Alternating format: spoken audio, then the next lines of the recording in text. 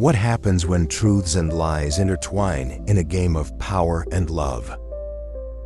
The auditorium's bright lights reflected off the impeccably polished marble floor, creating an almost blinding glow that made some guests squint. The decor was cold and modern, with shades of gray, white, and silver dominating the space. Everything in the room seemed to echo the motto of Monarch Enterprises: efficiency and perfection. At center stage, James Thornton dominated the scene. With a dark gray suit that seemed molded to his athletic frame, and a silver watch that gleamed discreetly on his wrist, he was the very embodiment of success. Her perfectly combed back brown hair left no strand out of place, and her gray-blue eyes scanned the room with an almost calculated calm. Even without smiling, his posture conveyed confidence, almost arrogance. With this strategic merger, the Monarch reinforces its commitment to innovation and excellence. Redefining industry standards, he declared, his deep, steady voice echoing off the auditorium walls. In the back row, Melissa Campbell watched, her jaw clenched. She felt a pang of irritation as she listened to his carefully rehearsed speech. James looked as impeccable as his surroundings, and that bothered her deeply. Not just because she saw him as the symbol of a corporate system she despised, but because he seemed untouchable, a kind of cold perfection that she was determined to overthrow. Melissa was a stark contrast amid the elegance of the auditorium. His gray coat was already beginning to show signs of wear on the sleeves, and his brown hair, tied into a hasty ponytail, was slightly messy from the wind from earlier. There was a gleam of determination in his brown eyes, which contrasted with the softness of his features. She didn't dress to impress. He was there to discover the truth, and his focus was almost palpable. When the microphone was cleared for questions, Melissa leaned forward. The tension in the room was barely noticeable to most, but James noticed it immediately when she stood up. Something about her posture, the way she held the microphone tightly, caught his attention. "Melissa Campbell from Tribune Weekly," she announced. Her voice was clear but carried a defiant tone, as if she had already expected to be confronted. Mr. Thornton could comment on the allegations that the Monarch Enterprises uses predatory practices to eliminate smaller competitors. The air seemed to change in the room. There was a slight exchange of glances between the journalists, and the light rustling of notebooks and laptops stopped. James looked up at her, his eyes narrowing slightly. He didn't move a muscle, but Melissa felt like he was weighing every detail about her, from her posture to her choice of words. For a moment, the silence seemed crushing, until James smiled, a controlled, calculated smile that didn't reach his eyes. "Interesting how people love to feed rumors," he began,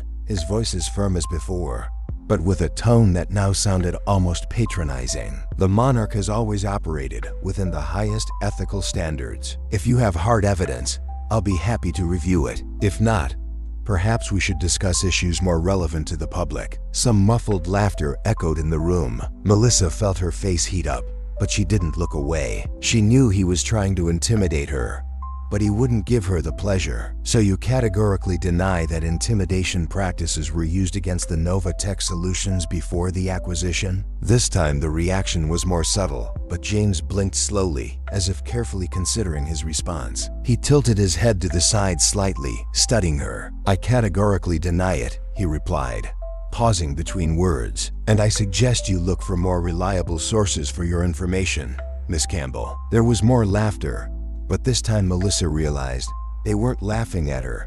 They were laughing at the palpable tension between the two. She held James' gaze, her eyes burning with determination. Deep down, he felt something he didn't want to admit.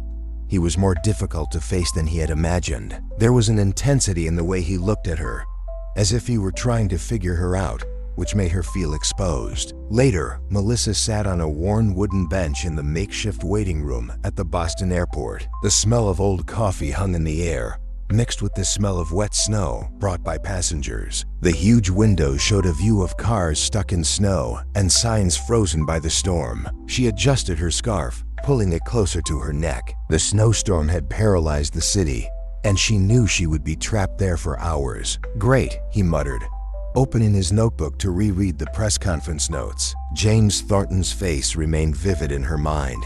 and it irritated her. How could someone be so composed under pressure? I was right, a deep voice interrupted her. You like to crash events to create trouble. She looked up, and there he was, James Thornton, still impeccably dressed despite the chaos around him. He looked out of place in the cramped waiting room, as if he belonged in a more elegant world. What are you doing here? Melissa asked, with a tone that mixed surprise and irritation. James crossed his arms, the familiar smile playing on his lips. My question is the same. I know that the Tribune Weekly, you don't usually send reporters to events like today, he continued, bowing slightly. So what's your real reason? Melissa closed the notebook, holding his gaze. Believe it or not, my only motive is the truth. James took a small step forward, and she smelled the subtle scent of a woodsy perfume mixed with the cold air that still enveloped him. He smiled sideways, almost provocatively. Curious, he replied, because your approach seemed to me more like trying to get attention than seeking the truth. The surrounding room seemed to disappear. For a moment, it was just the two of them, trapped in that duel of wills. Melissa knew he was trying to disarm her, but she wouldn't let that happen. Maybe because you're not used to being questioned, she replied. His eyes glittered with something that looked like admiration or perhaps challenge. You really believe what you're saying, don't you? Do you really believe you can manipulate everyone with a smile and a few nice words? The look they exchanged carried more than irritation. There was a spark, something they both tried to ignore. The loudspeaker announced that flights were canceled, breaking the momentum.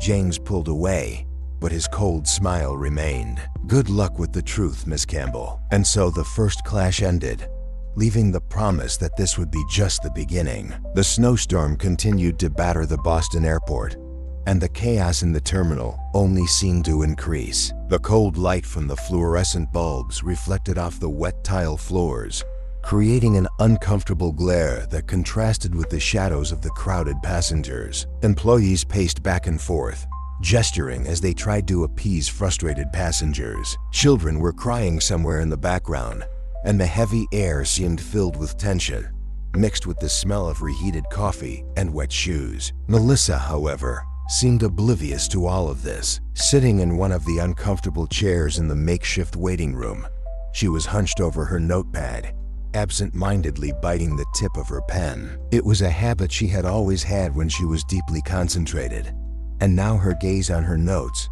was only partially real. The memory of her last interaction with James Thornton still haunted her mind. The confident and sharp tone of his voice, the intense gaze that seemed to pass through her like lightning, kept echoing in her memory. She tried to shake off the irritating feeling he caused. She couldn't let herself be shaken, especially by someone like James. He was arrogant, persuasive, and most of all, smart enough to be dangerous. But even so, there was something about his presence that destabilized her in a way she couldn't understand. Across the room, James watched Melissa. He was standing next to one of the huge glass windows that overlooked the runway. Although the deep snow blocked any view beyond the blurry lights of the parked planes, his arms were crossed over his chest, and his relaxed posture was just a facade. Behind the neutral expression, his mind was working quickly. James recognized the determination on Melissa's face. He had seen that type of focus in others, especially in people who ended up becoming a problem in his life. Competitors, journalists, even allies who decided to turn against him at some point. But Melissa was different. She didn't seem afraid of him, and that intrigued him. As he watched her, he noticed the little details that distracted him from his own worries. The way her hair fell around her shoulders, a few loose strands bouncing gently when she moved. The way his expression alternated between frustration and concentration as he wrote.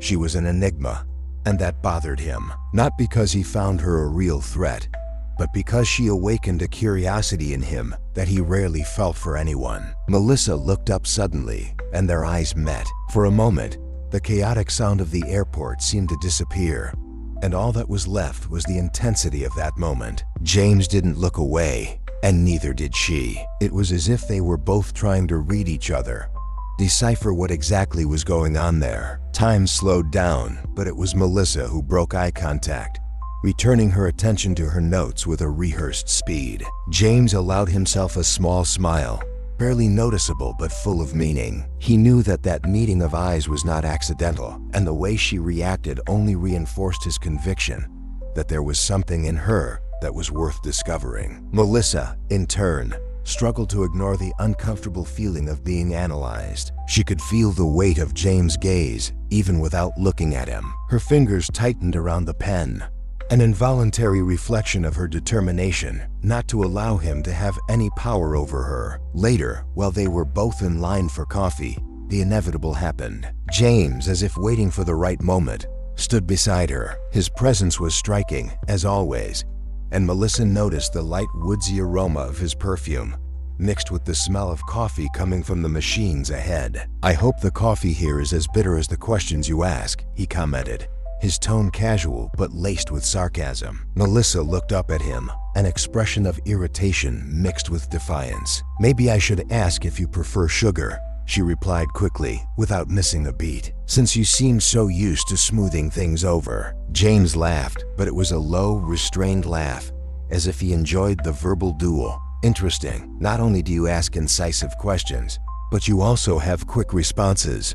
What's your next trick, Miss Campbell? Making you admit that you're not as perfect as you seem," Melissa retorted, the boldness in her voice surprising even herself. He tilted his head slightly, a sideways smile appearing on his lips. That smile was the kind Melissa was starting to hate, because it always seemed to put her on the defensive. "Do you think you can achieve this with a notepad and an authoritative voice?" he asked, his voice sounding almost amused. "Who knows?" Melissa raised an eyebrow.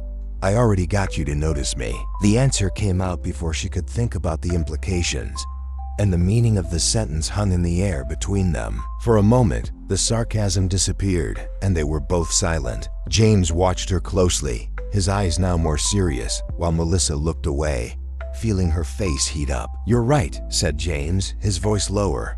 "I noticed you. The problem is that I still haven't decided if that's a good thing or a bad thing." Before Melissa could respond, the server called the next customer, and James moved forward to place his order. When he returned, Melissa had already disappeared into the crowd, leaving him with an uneasy feeling of something unresolved. Hours later, sitting in a leather armchair in the VIP area, James stared at the glass of whiskey in front of him. The golden liquid reflected the soft lights of the room, but his mind was far away. He wondered why he couldn't stop thinking about her. Melissa wasn't just another journalist looking for a story. She was different, and that disconcerted him. Melissa, in turn, was in a more private corner of the airport, trying to organize her thoughts. The interaction with James had made her restless, but she knew she couldn't let him distract her. He was a powerful, layered figure, and as much as she tried to deny it, there was something about him that drew her to him, something she knew she couldn't ignore. In that freezing airport, amidst the blizzard and the chaos of the queues, something began to form between the two. It wasn't friendship nor trust, but it was an invisible bond, something inexplicable that, despite all their differences, connected James and Melissa in a way neither of them were ready to understand. The morning was brighter, although Boston's persistent cold still froze the streets and made the accumulated snow an obstacle for those in a hurry. Melissa held coffee in a cardboard cup with her hands covered by thick gloves, her mind buzzing with thoughts as she walked along one of the busy streets downtown. She had spent the night awake, unable to shake the memories of her last exchange with James Thornton at the airport. His every word seemed to echo in her mind, every look filled with something she didn't want to name. She sighed, pulling the scarf around her neck tighter, trying to shake off the irritation she felt with herself. This was no time to let himself be distracted. That morning, a new lead had emerged in his investigation. An anonymous source had sent her a set of documents that pointed to shady financial practices within the company,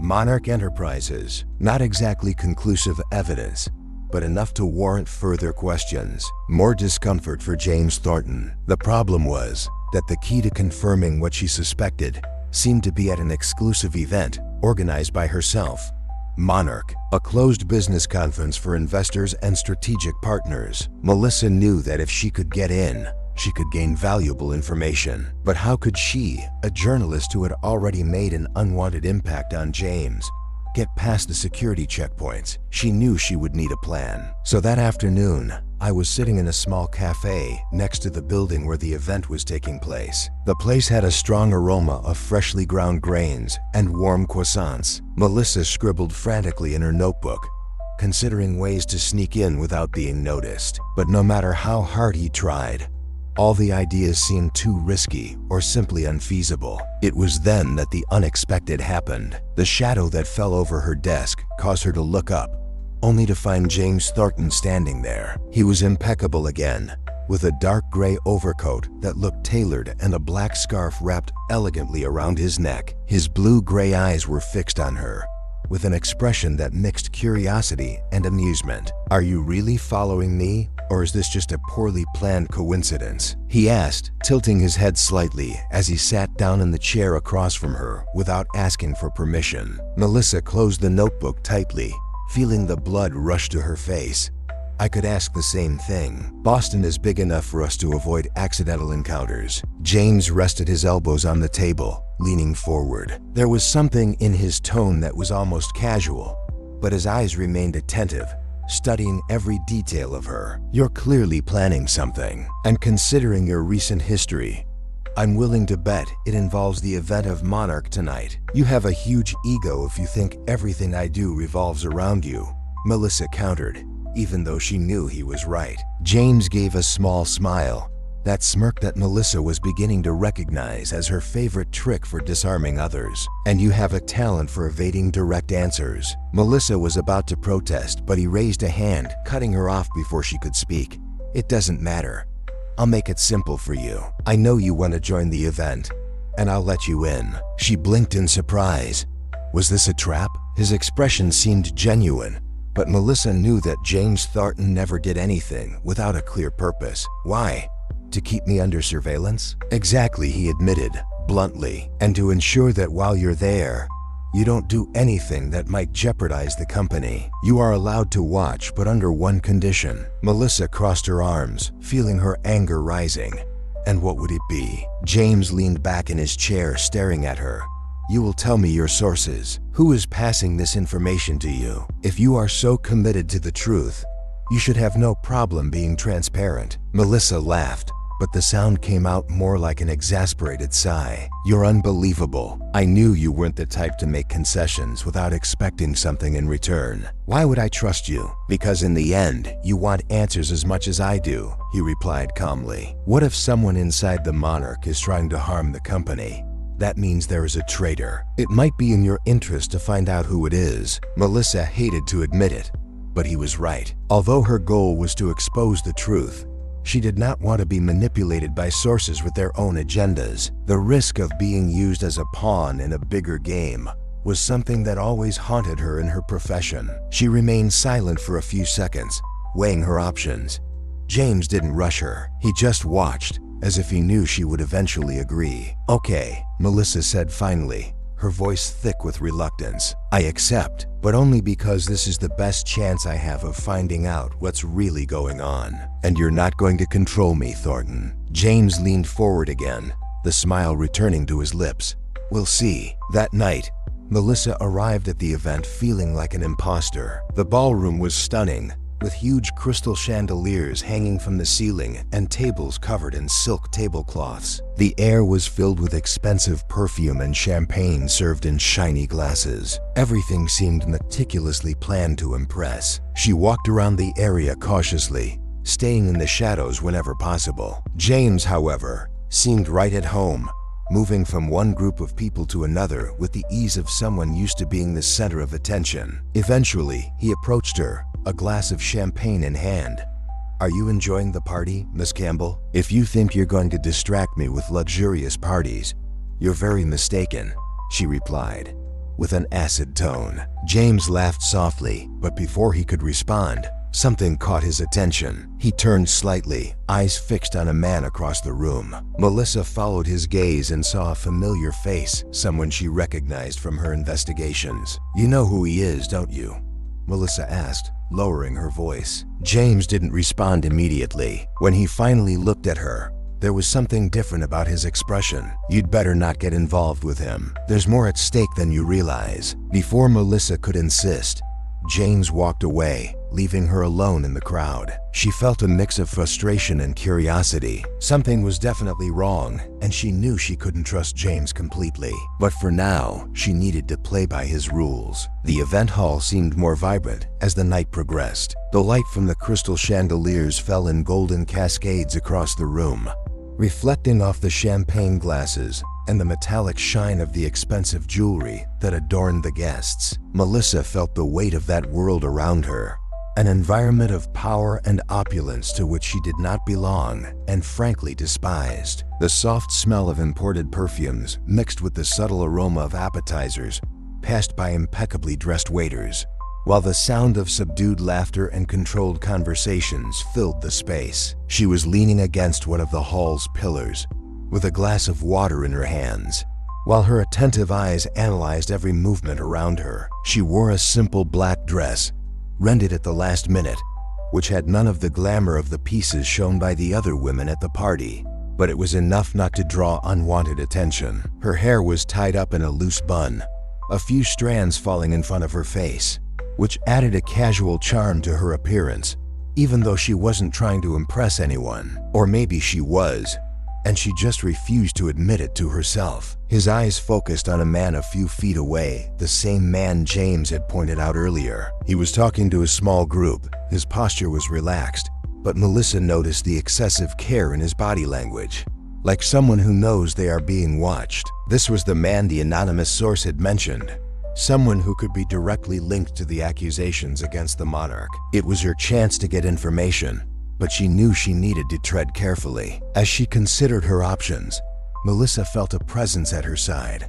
Before she even turned her head, she knew who it was. James Thornton's woody scent, mixed with a light touch of mint, was already unmistakable to her. "If you keep staring at him like that, he'll notice," James commented, his voice low and controlled, almost as if they were discussing a business strategy. Melissa didn't bother to look at him. "Maybe that's exactly what I want to happen." James let out a small sigh, and she finally glanced at him. He seemed more relaxed than he should have been, considering the context, but Melissa knew that was just a facade. He wore an impeccably tailored dark suit, his tie slightly loose, as if to balance formality and casual charm. His hair was a little messy, as if he had run his fingers through it a few times, but the expression on his face remained unwavering, calculated. "Do you really think you're going to get something useful out of him like that?" "He's smarter than he looks," said James, a cold whisper, but one filled with something that Melissa couldn't immediately identify. "If you think you can teach me how to do my job, you can stop now," she replied, not hiding her irritation. "You may be an expert at manipulating boardrooms, but what I do requires more than charisma and an expensive suit." James turned slightly to her, his blue-gray eyes boring into hers with an intensity that made her stomach turn against her will. "You're right, but this," he made a subtle gesture toward the man, "is a dangerous game, and you still don't understand all the rules." Before she could respond, the man in question began moving toward a side exit. Melissa immediately backed away from the pillar, determination shining in her eyes. James noticed the change in her posture and grabbed her arm before she could take the first step. "Don't do that," he said, his voice firm but low. Melissa felt the warmth of his hand through the thin fabric of her dress, and for a moment, his touch disconcerted her more than she cared to admit. "Let me go," she whispered, trying to hide her nervousness. James hesitated, but released her.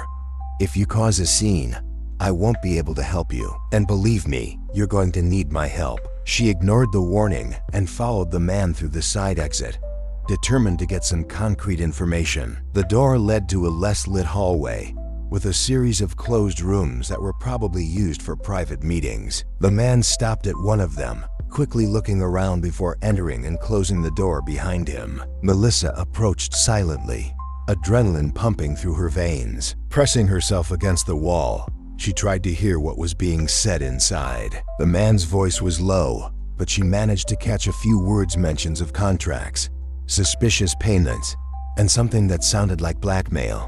His heart was beating fast. That was exactly the kind of clue she needed. However, before he could process what he was hearing, he felt a presence behind him. Before he could react, a hand grabbed his arm firmly. She turned sharply, only to meet James' furious gaze.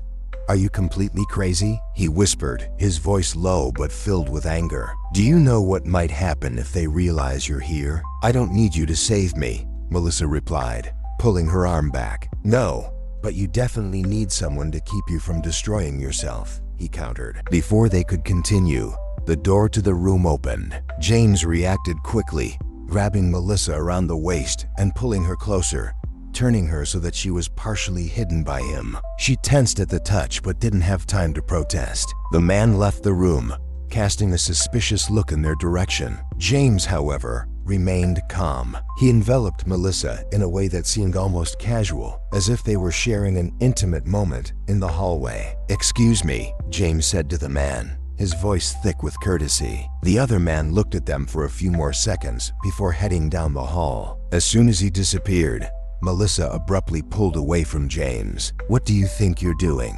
"Saving you from being caught in the act," he replied, with a tone that bordered on sarcasm. "I didn't need." "Yes, you did," interrupted James, eyes flashing with irritation. "And for your information, whatever you heard in that room means nothing if you end up getting kicked out of this event, or worse, prosecuted." Melissa crossed her arms, trying to ignore the heat she still felt where he had touched her waist. "I can handle the consequences, Thornton." "Good," he replied with a cold smile, "because you're about to find out that you don't always have the control you think you do." The two were silent for a few seconds, the air around them thick with tension. Melissa felt anger boiling inside her, but there was something else there, something that made her uneasy. She hated the way James could provoke such intense reactions in her, both anger and something she wasn't ready to admit. James, for his part, was equally frustrated. He knew he should keep things professional,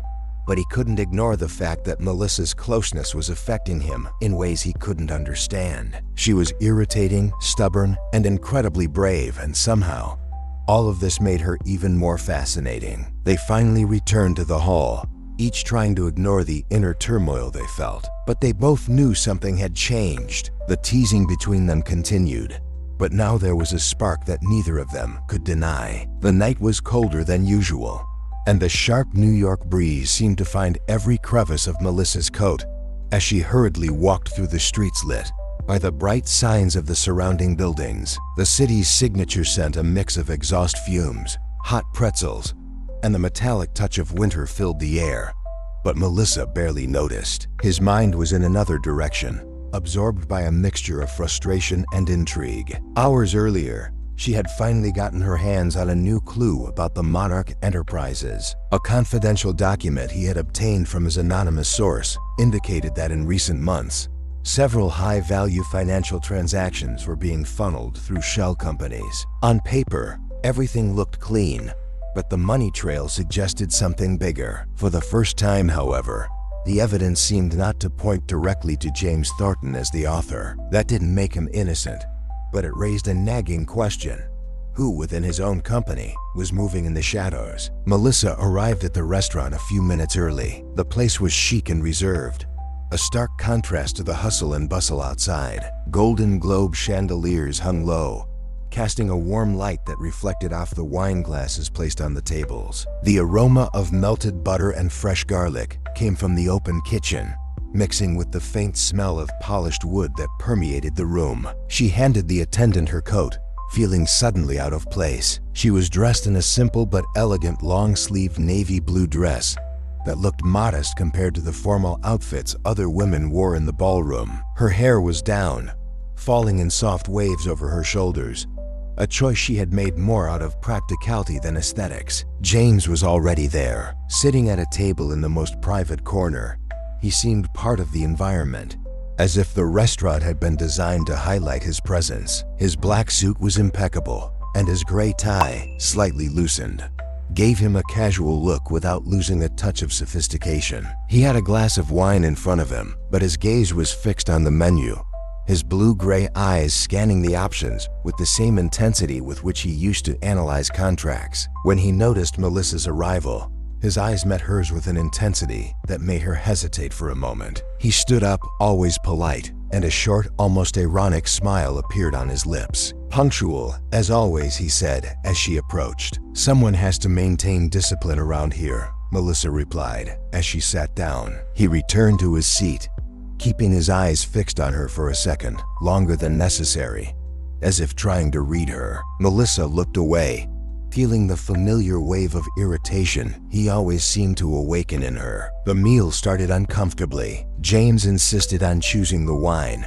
something Melissa accepted with a curt nod, but which internally irritated her. She hated the way he took control so easily, as if the world around him was just an extension of his will. When the first course was served, a delicate carpaccio starter with a touch of truffle oil, Melissa decided to break the silence. "So why were you so insistent on this dinner?" she asked bluntly. James placed the glass on the table, crossing his arms in a relaxed manner, but his eyes maintained that sharp intensity. "You told me you wanted answers, Campbell, and here we are." Melissa raised an eyebrow skeptically. "You don't seem like the type to offer answers for free." "You're right," he admitted, leaning back in his chair, "but perhaps it is in my interest for you to see things more clearly." She almost laughed. "And what exactly do you think I'm not seeing?" James hesitated, something rare for him. For a moment, it seemed like he carefully considered his words. "The Monarch, it's a big company. Complex. Not everything is as simple as it seems in the reports you read or the complaints you receive." Melissa leaned forward, resting her elbows on the table. "Are you saying I'm wrong?" "I'm saying you're focusing on the wrong target," he replied, with cutting calm. Melissa felt a wave of frustration. It was as if he was playing a game with her, keeping the answers out of reach but giving enough to pique her curiosity. "If you want me so badly to see things from another angle, maybe you should start being more direct." James watched her for a few seconds, his eyes narrowing slightly. "Okay," he said finally. "Have you considered that the accusations against the Monarch, can they be part of something bigger? Someone trying to destabilize the company for their own interests?" Melissa frowned. The idea wasn't absurd, but it was hard for her to believe that James wasn't somehow involved. "And you're saying you had nothing to do with it?" "I'm saying that if I were you, I would start looking at other faces within the company, faces that you might not even know exist." The answer left her uneasy. There was something in his voice that sounded genuine, but Melissa knew James was a master manipulator. He could be trying to divert her from the truth, or worse, using her to solve his own internal problems. The conversation was interrupted by the arrival of the main dish, a perfectly grilled steak accompanied by mashed potatoes with herbs. Melissa barely noticed the delicious aroma, her mind still stuck on James' words. "Why are you telling me this?" he finally asked after a few moments of silence. James looked at her, his eyes shining with something she couldn't identify. "Because I know you won't stop until you find out the truth. And if you continue down the wrong path, you'll only waste your time." Melissa felt her frustration rising again. He was so enigmatic, so deliberately evasive. It made her wonder if he enjoyed watching her struggle for answers. But at the same time, there was a strange honesty in the way he spoke, as if behind the arrogance, there was real concern. "You want me to trust you," she said, more like a statement than a question. James gave a small smile, but this time there was no irony in it. "No, I want you to trust your instinct, and when you do, maybe you'll realize that I'm not your enemy." The answer left her disconcerted. Melissa didn't know how to react. He confused her, and that irritated her more than any provocation he could do. Dinner ended in tense silence. When they left the restaurant, the night was even colder, and the breeze cut like knives. James followed her to the sidewalk, and for a moment they both stood there, as if neither of them knew how to end the night. "I hope you enjoyed it," he said finally, with a tone that sounded almost gentle.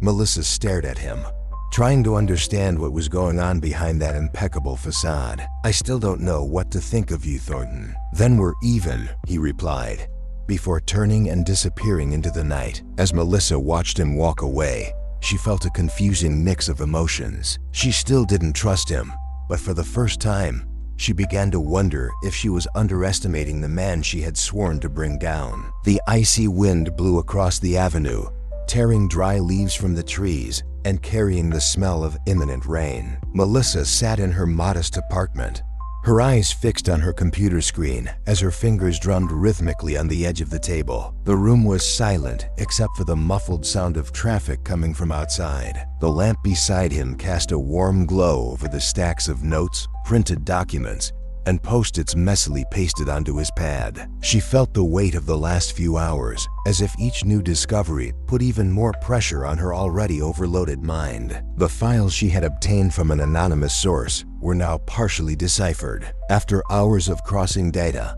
comparing transactions, and analyzing intercepted emails, Melissa finally saw a pattern. Something that had previously seemed like a direct attack on James Thornton was now unfolding into something bigger and more calculated. It was not just the Monarch Enterprises who was in the crosshairs. The entire operation seemed orchestrated to weaken James and set the stage for a major competitor to take his place. She leaned back in her chair, feeling the uncomfortable crunch of the worn leather beneath her weight. The realization hit her hard, but it didn't bring the relief she'd hoped for. Instead, it left an uncomfortable void. The feeling that she was somehow being used bothered her deeply. Your fingers involuntarily tightened your grip on the mouse, the click echoing in the silent room. Melissa hated to admit it, but she needed to confront James with what she had discovered. As much as the idea of seeing him again made her angry, he was the centerpiece of this intricate web of manipulation. She knew he wouldn't be receptive,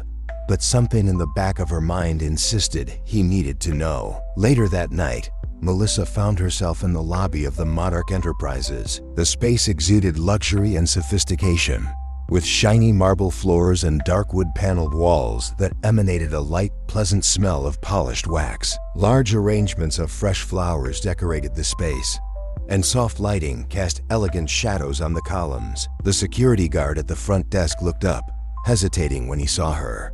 But Melissa lifted her chin with determination and asked to be announced. It wasn't long before she was led to the elevator, the muffled sound of her boot heels echoing softly as she ascended to the executive floor. When the elevator door opened, she was greeted by an almost oppressive silence. The soft carpet muffled your footsteps, and the discreet lighting created a contrast between light and shadow. James's room was ahead, with a partially open door that let in a sliver of yellow light. She knocked softly, but entered without waiting for a response. James was sitting at his desk, his elbows resting on the top as he analyzed documents spread out in front of him. He looked more tired than usual, his shoulders slightly hunched and his tie loosely tossed to the side. His hair, usually impeccably groomed, had a touch of dishevelment, as if he had run his fingers through it repeatedly throughout the day. When he looked up, an expression of surprise crossed his face, but it was quickly replaced by calculated neutrality. "Melissa," he said,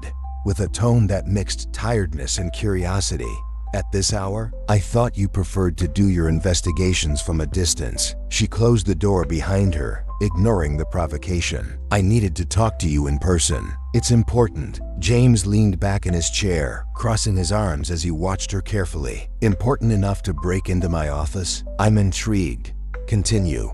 Melissa placed her bag on the nearby chair and walked over, placing the printed documents on his desk. The paper rustled, momentarily breaking the silence. "This is data I got from an anonymous source. Financial transactions that seemed suspicious and initially led directly to your company. But after analyzing everything, I realized there is more going on here." James took the papers, his eyes narrowing as he read the information. The glow of the light on his desk highlighted the tense lines on his face. He read in silence for a few minutes, every line of his body growing stiffer as he absorbed the implications. "This is serious," he said finally, his voice low but heavy with gravity. "Who sent you this?"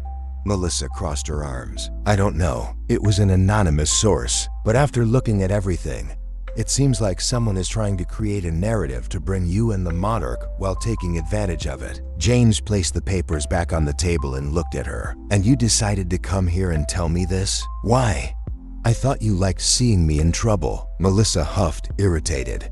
"Believe me, my priority is the truth, not your ego. And if that means someone is manipulating things to make it seem like you're guilty, I want to find out who it is." James's eyes locked with hers, and for a moment, the air between them felt heavier. He knew Melissa was stubborn, but there was something different in her voice, a sincerity he couldn't ignore. "Thank you," he said, breaking the silence. The word was simple, but it carried an unusual weight, and Melissa looked at him in surprise. "I didn't do it for you," she replied, although she felt a growing discomfort at the vulnerability in his eyes. Still, he insisted, his eyes never leaving hers. "Thank you." The moment stretched on, and Melissa felt a strange tension build between them. Being there, so close to him, in a space that felt so personal, made her uneasy. James seemed different, less controlled, less impervious. He was clearly dealing with something big, and it made him seem more human than she was used to seeing. "Are you well?"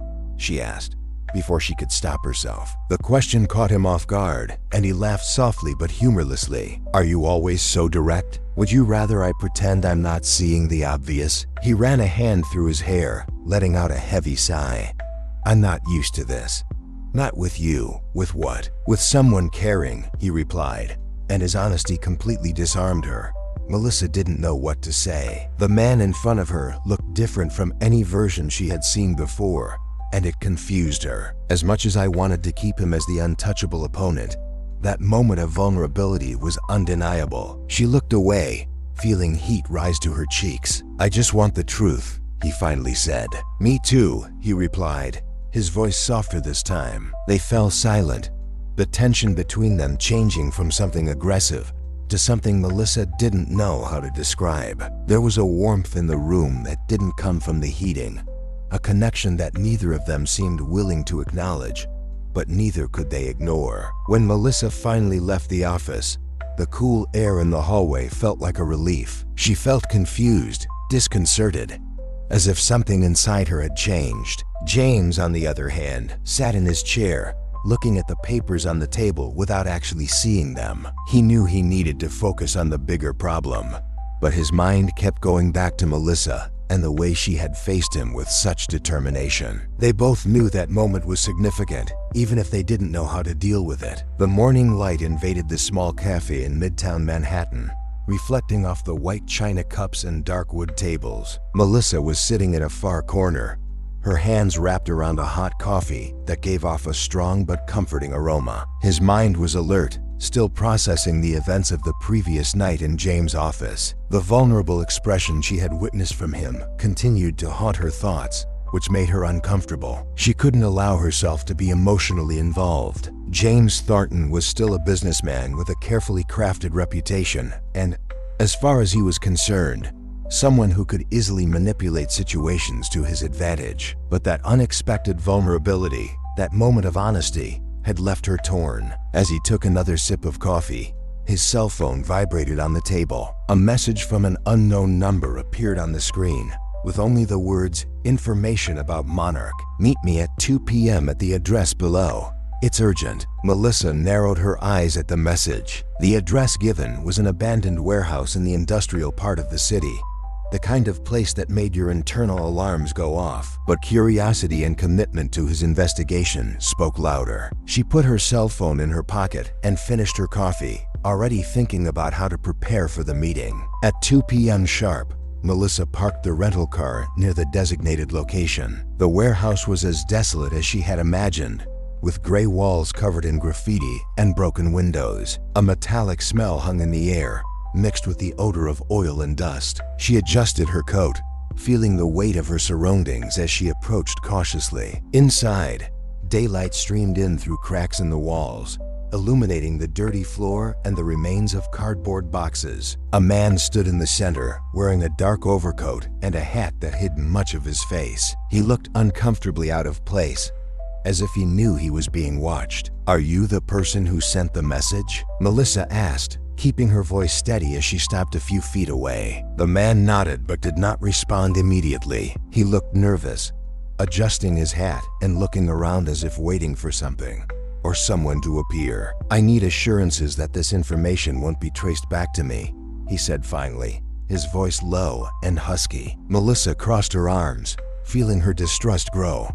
"And what exactly do you have to share?" The man hesitated before handing over an envelope.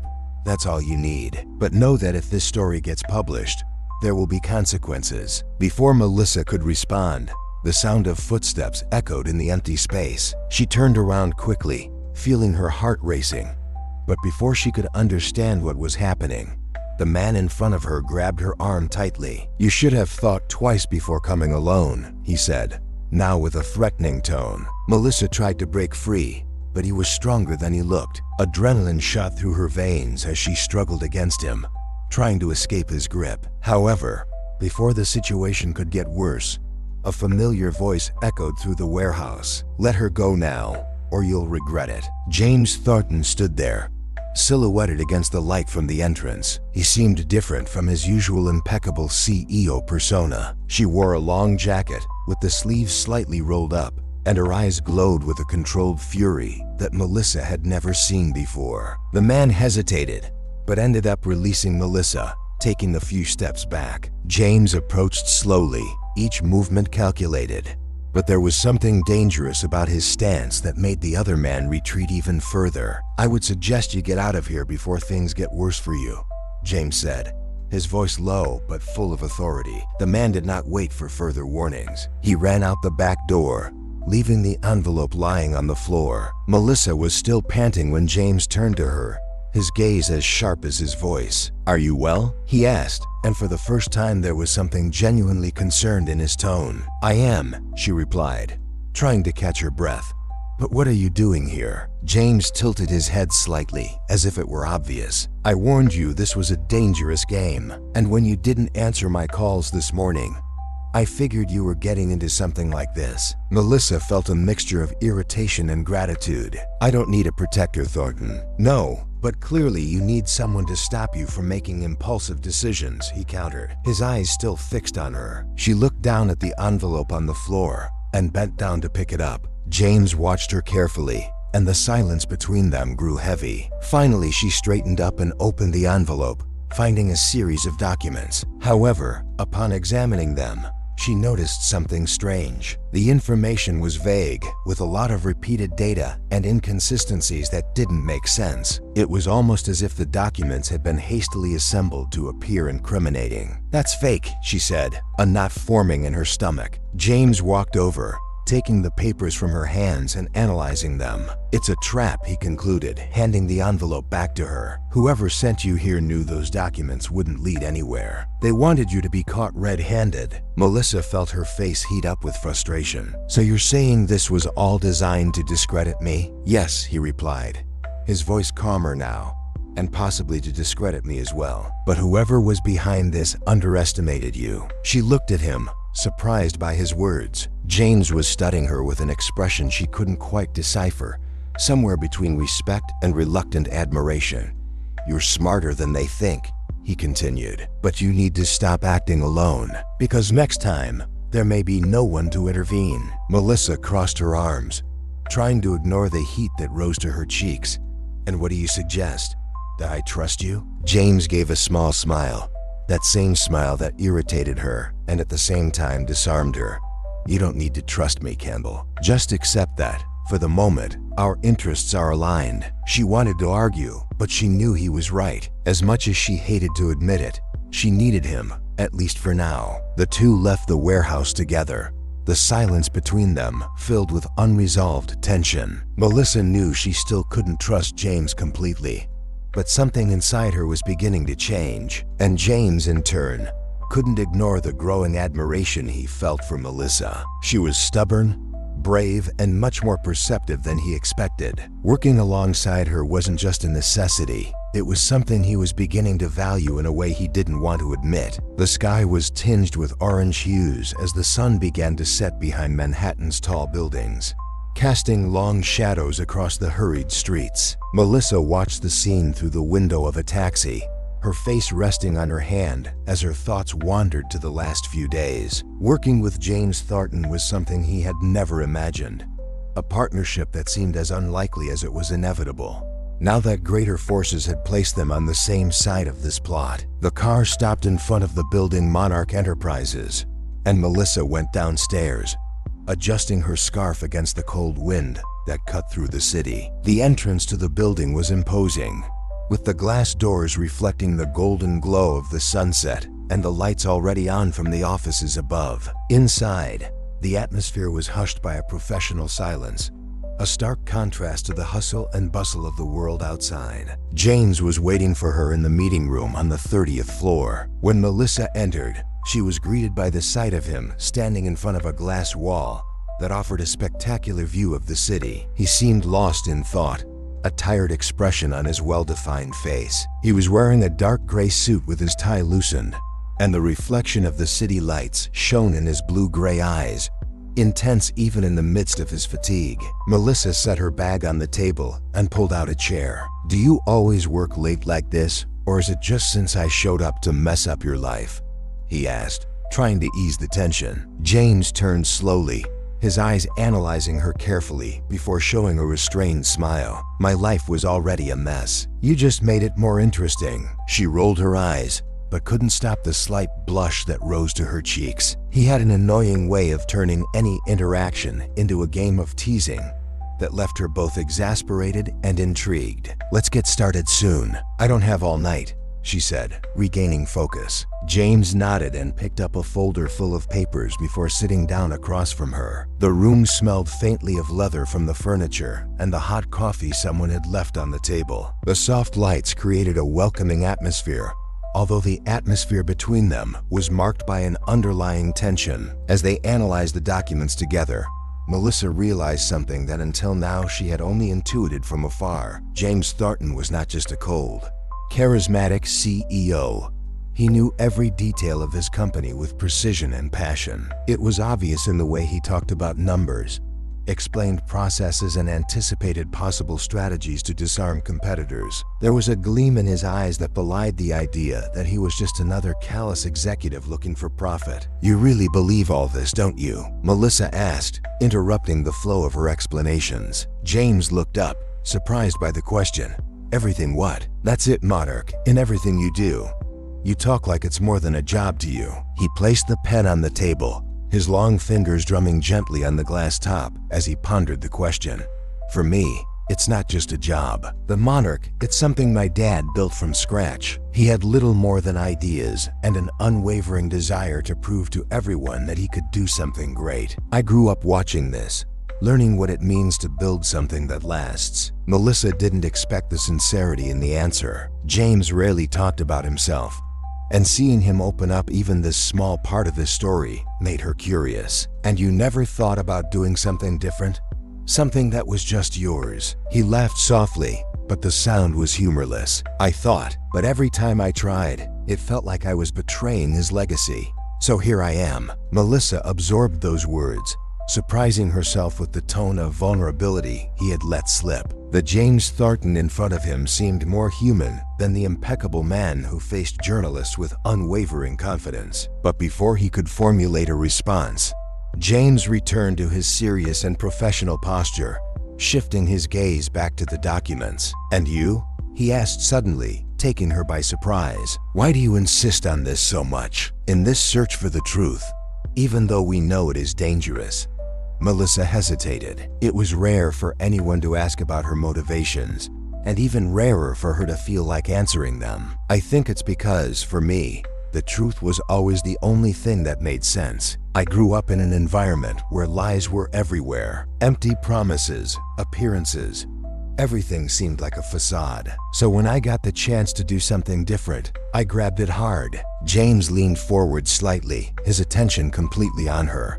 "And you're not afraid that in the end, there is no truth, or that she's not what you expect?" She held his gaze, her brown eyes filled with determination. "Perhaps, but I'd rather deal with the truth, no matter how bad it is, than live with lies." The silence that followed was thick, but not uncomfortable. There was something in James' eyes that seemed to reflect admiration that Melissa never expected to see coming from him. It was as if in that moment, they were neither adversaries nor forced allies, but simply two people trying to make sense of what they were doing. As the clock ticked down, they continued analyzing the data. Melissa found herself noticing little details, the way James frowned when something didn't make sense, The way he held his pen between his fingers, or the way his voice softened ever so slightly when he explained something complicated. She hated to admit it, but there was something endearing about seeing him so involved in what he did. Finally, James got up to get more coffee, breaking the moment of shared concentration. When he returned, he was holding 2 cups. He placed one in front of Melissa, the strong, rich aroma filling the air. "I thought you might need it," he said, casually. Melissa accepted, surprised by the gesture. "Thanks. I don't think I even realized how tired I was." James sat down again, but this time his posture was more relaxed. He watched her as she took her first sip, steam rising between them. "You're more like me than you know." She raised an eyebrow, laughing softly. "Is that an insult or a compliment?" "Depends on how you want to interpret it," he replied, with a smile that carried an underlying teasing. The relaxed tone made them relax a little more, but Melissa knew the underlying tension between them wouldn't disappear so easily. Whatever was growing there, it was something they were both reluctant to admit, maybe out of fear, maybe out of pride. When they finally finished the work, the clock was almost midnight. Melissa put her things away and looked at James, who walked her to the elevator. The silence between them was charged again, but this time it wasn't out of discomfort. When the elevator arrived, James hesitated before speaking. "You know this isn't going to get any easier, right?" Melissa stopped, holding the door open. "I never expected it to be." He watched her for a moment longer, as if he wanted to say something more, but ended up just shaking his head and stepping back. Melissa entered the elevator and pressed the button for the ground floor, feeling a mix of relief and uneasiness as she walked away from it. As the doors closed, she realized there was something deeply intriguing about James Thornton. Something that was part of her past and present was present in every moment beside him, and it made her anxious for what would come next. The rain fell incessantly, drawing thin rivers on the taxi windows as Melissa headed to the location of her next investigation. The sky was covered by thick clouds, a dense spray that seemed to weigh down the city. The humidity in the air carried an earthy smell mixed with the wet asphalt, and Melissa hugged her coat tighter around her body, trying to stay warm as the car rocked lightly through the soggy streets. She knew this investigation was a risk. What he had discovered in the last few days pointed to dangerous connections, people who would not hesitate to use shady tactics to protect their interests. But Melissa wasn't the type to back down. It was her determination, after all, that had taken her so far in a career where few dared to challenge the powerful. Still, there was an uneasiness in her chest that she couldn't ignore. The car stopped in front of an old, worn-out building, its walls covered in soot and faded graffiti. She quickly got out, thanking the driver and holding her bag against her body to protect it from the rain. The smell of rust and wet wood was stronger there, a mixture that seemed to match the gloomy aspect of the place. Melissa climbed the slippery steps, entering the building that had been used as a warehouse years ago, but was now practically abandoned. The sound of their footsteps echoed through the empty hallway, and the faint creak of the rusty metal doors seemed to amplify the oppressive silence around them. She knew she must find someone there, a source who promised to deliver crucial information. But as he progressed, he felt the tension increase.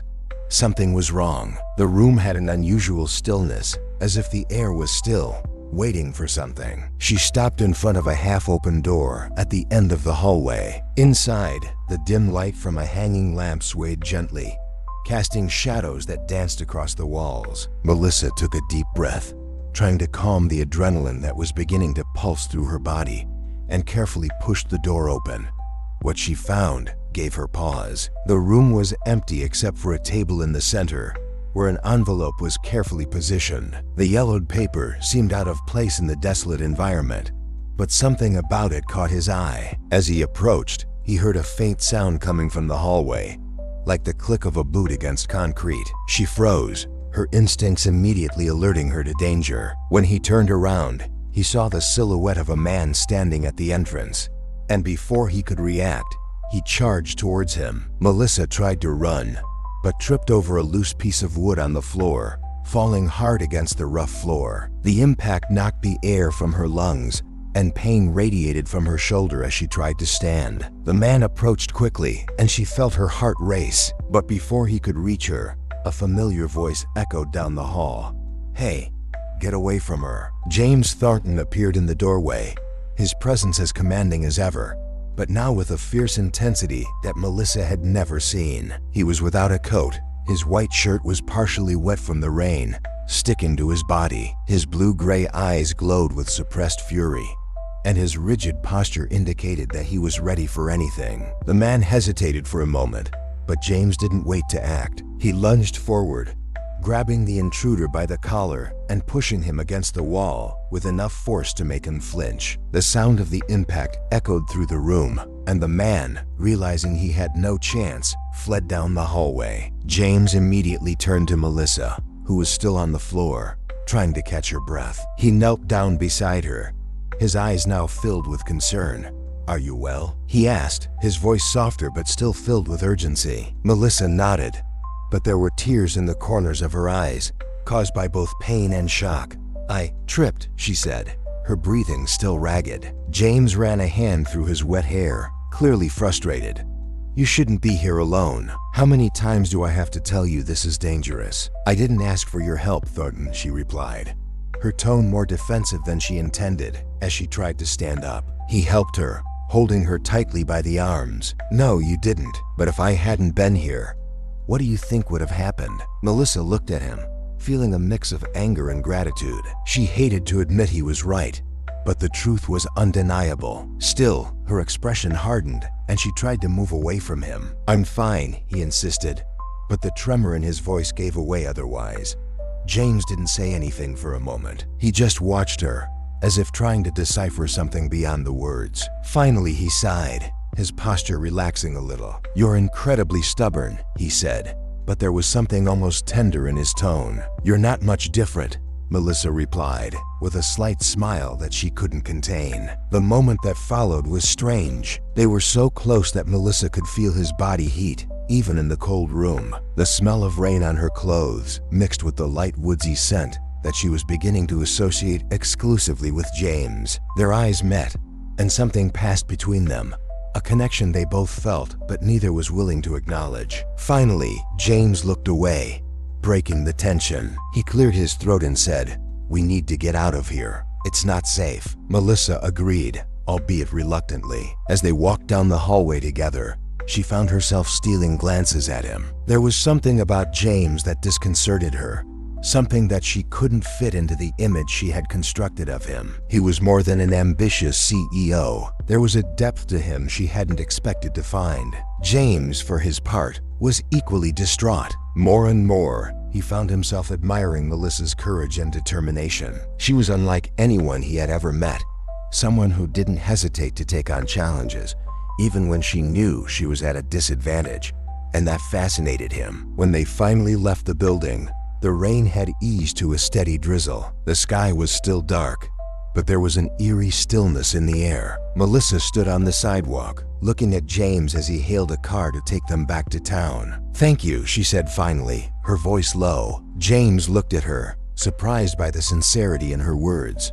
He gave a small smile but didn't respond. Instead, he opened the car door and helped her inside, a gesture that seemed more personal than professional. As the car drove away, Melissa looked out the window, James' reflection still in her mind. Something had changed between them that day, something they both felt but neither was ready to face. The soft light from the lamp in Melissa's living room cast an amber glow on the walls. The small but welcoming space was silent except for the sound of light rain tapping against the windows. The smell of the chamomile tea she had made filled the air, mixed with the slightly sweet scent of the soap that still lingered on her skin after a hot shower. Melissa was sitting on the couch with a blanket thrown over her legs. She should be relaxing, but her mind wouldn't stop. The night had been a whirlwind, and the images of what happened in the warehouse were still vivid in his memory. The moment she stumbled, the fear that chilled her spine when she noticed the man advancing, and then James, the protective fury on his face, the way he held her firmly, but without hurting her. It was irritating how he always seemed to show up at the moments when she most wanted to prove that she could take care of herself. She picked up the cup of tea and took a sip, the comforting warmth sliding down her throat. but she couldn't focus on anything other than the sound of James' words. He was right, of course. She hated to admit it, but he was. This investigation was crossing dangerous limits, and if it continued like this, she knew it could end in a situation from which there would be no escape. A knock on the door interrupted his thoughts. Melissa frowned in surprise. It was late, and she wasn't expecting anyone. Placing the cup on the coffee table, she stood up, adjusting her wool robe around her body, and went to the door. When I opened it, there it was, James Thornton. He looked like he had just gotten off work. The dark suit was still impeccable, but the tie was gone, and the top 2 buttons of his white shirt were unbuttoned, revealing a glimpse of skin that seemed as out of place as it was natural on him. His brown hair was slightly messy, as if he had run his hands through it several times, and his blue-gray eyes were intense, as always. "James?" Melissa asked, her voice thick with surprise. "I needed to talk to you," he said, his voice low, almost hesitant, something rare for him. She stepped back, allowing him to enter. He closed the door behind him, and the sound echoed through the silent apartment. Melissa watched him as he looked around, as if he was trying to understand more about her from the environment in which she lived. The apartment was simple, with functional furniture and personal touches scattered here and there. A bookshelf full of journalism and literature books.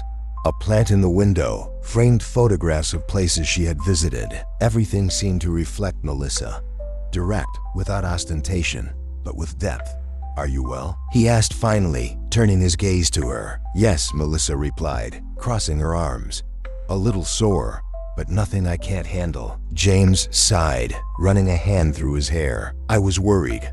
After everything that happened today, I appreciate you showing up," she said, interrupting him. "But James, I'm not someone who needs saving." "I know that," he replied quickly, his tone firmer. "And to be honest, it's one of the things I admire most about you. But being strong doesn't mean you have to face everything alone." Melissa felt his words like an unexpected blow. It wasn't just what he said, but the way he said it, with a sincerity that seemed to break through every barrier she used to put up. She looked away, walking to the window and crossing her arms as she stared at the rain outside. "You're right. I'm stubborn, and sometimes I do things that put my life at risk, but it's because I believe that what I'm doing is worth it." James approached, and Melissa felt his presence behind her before he even spoke. "I understand this more than you know," he said, his voice low and close, but not invading her space. She turned to face him, and what she saw in his eyes surprised her. There was no judgment, no arrogance, just something deep, something that seemed to reflect his own fears and certainties.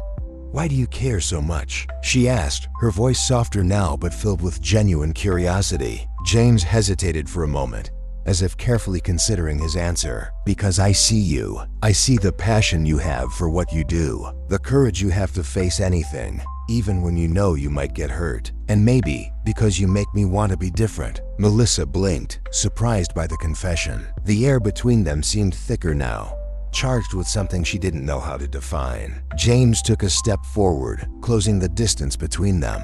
His eyes were fixed on hers, and for a moment, Melissa thought he would say something more. But instead, he raised his hand, lightly touching the side of her face. The gesture was so unexpected, so gentle, that she couldn't move. "I don't know what to do with you, Campbell," he murmured, his tone filled with almost affectionate frustration. "Neither do I," she replied, her voice barely above a whisper. And then, before any of them could think or question it, it happened. James leaned in, and his lips found hers. The touch was gentle at first, almost tentative, as if he was still testing the possibility that she would reject him. But Melissa didn't back down. Instead, she gave in, closing her eyes and allowing herself to forget, for a brief moment, all the reasons why this was a bad idea. The kiss quickly intensified, filled with an urgency they had both suppressed for too long. Melissa felt James's hands slide to her waist, pulling her closer, while her own fingers clung to the fabric of his shirt, as if she feared he might pull away. The world around disappeared. There was no more rain, no more investigations, no more rivalries, just the heat of that moment, the connection between two worlds that should never have crossed. When they finally broke apart, they were both panting. Melissa opened her eyes, finding James' eyes still fixed on hers, as if he was trying to understand what had just happened. "That shouldn't have happened," she said, but her voice was far from convincing. "No," he agreed, but there was a small smile on his lips. "But it happened." They were silent for a moment, both processing what that meant. Melissa felt her heart beating faster, while James seemed more relaxed, but his eyes were still shining with something she couldn't name. "I should go," he said finally, taking a step back. "Maybe that's for the best," Melissa replied, although she wasn't sure she really believed it. James picked up his coat and walked to the door, but before leaving, he stopped and looked at her one last time. "Be careful, Campbell, with all this." "You too," she replied, her voice softer than she intended. When the door closed, Melissa sank onto the sofa, putting a hand to her lips that still tingled from the touch of his. She knew that kiss would complicate everything, but for some reason, it didn't seem as important as it should. The air in the office felt thicker than usual that morning. James sat in his leather chair, slowly twirling a pen between his fingers as he looked out at the Manhattan skyline through the large window behind his desk. The sun shone brightly,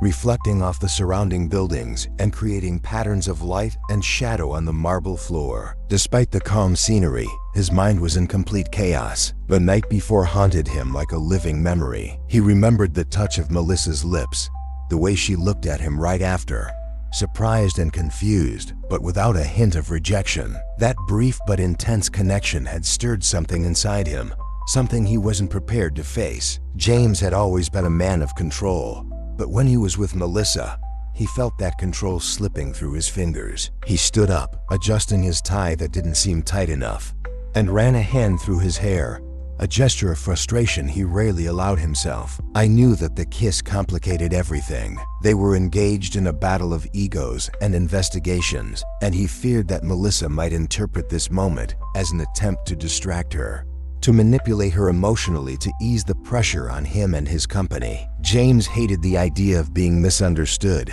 especially by her. He couldn't remember the last time he cared so much about what someone thought. Across town, Melissa sat in a cafe with a laptop open in front of her and a nearly untouched cup of cappuccino beside her. The aroma of strong coffee mixed with the sweet smell of freshly baked pies displayed on the counter. The surrounding tables were busy, but she heard nothing but her own thoughts.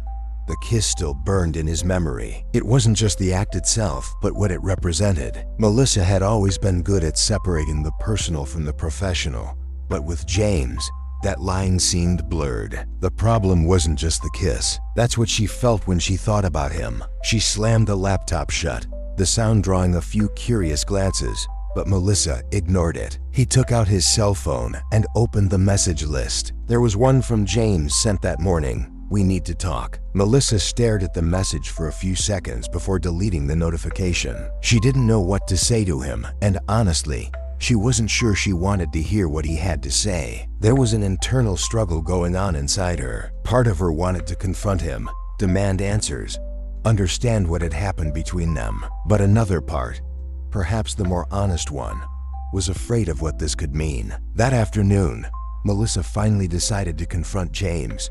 He wasn't the type of man to shy away from a confrontation, and neither was she. He went up to the executive floor of the Monarch Enterprises with firm steps, but when he reached the door to his room, he hesitated. The memory of the last time they were alone indoors came flooding back, bringing an uncomfortable heat to their cheeks. Before he could change his mind, he knocked on the door and entered. James was behind the desk, going through papers, but he looked up immediately when he heard the sound of the door opening. His blue-gray eyes met hers, and something indecipherable passed through his expression. He put the papers aside and stood up, straightening his posture. "Melissa," he said, his voice firm but carrying something softer.